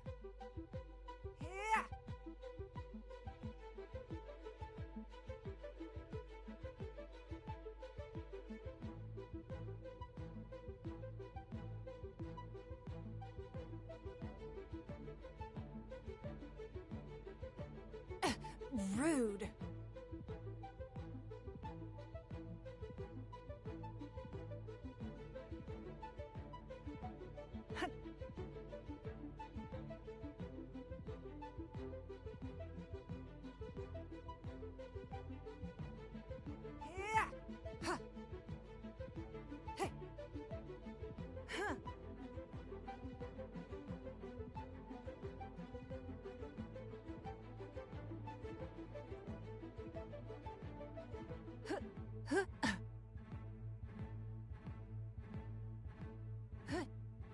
It's nothing.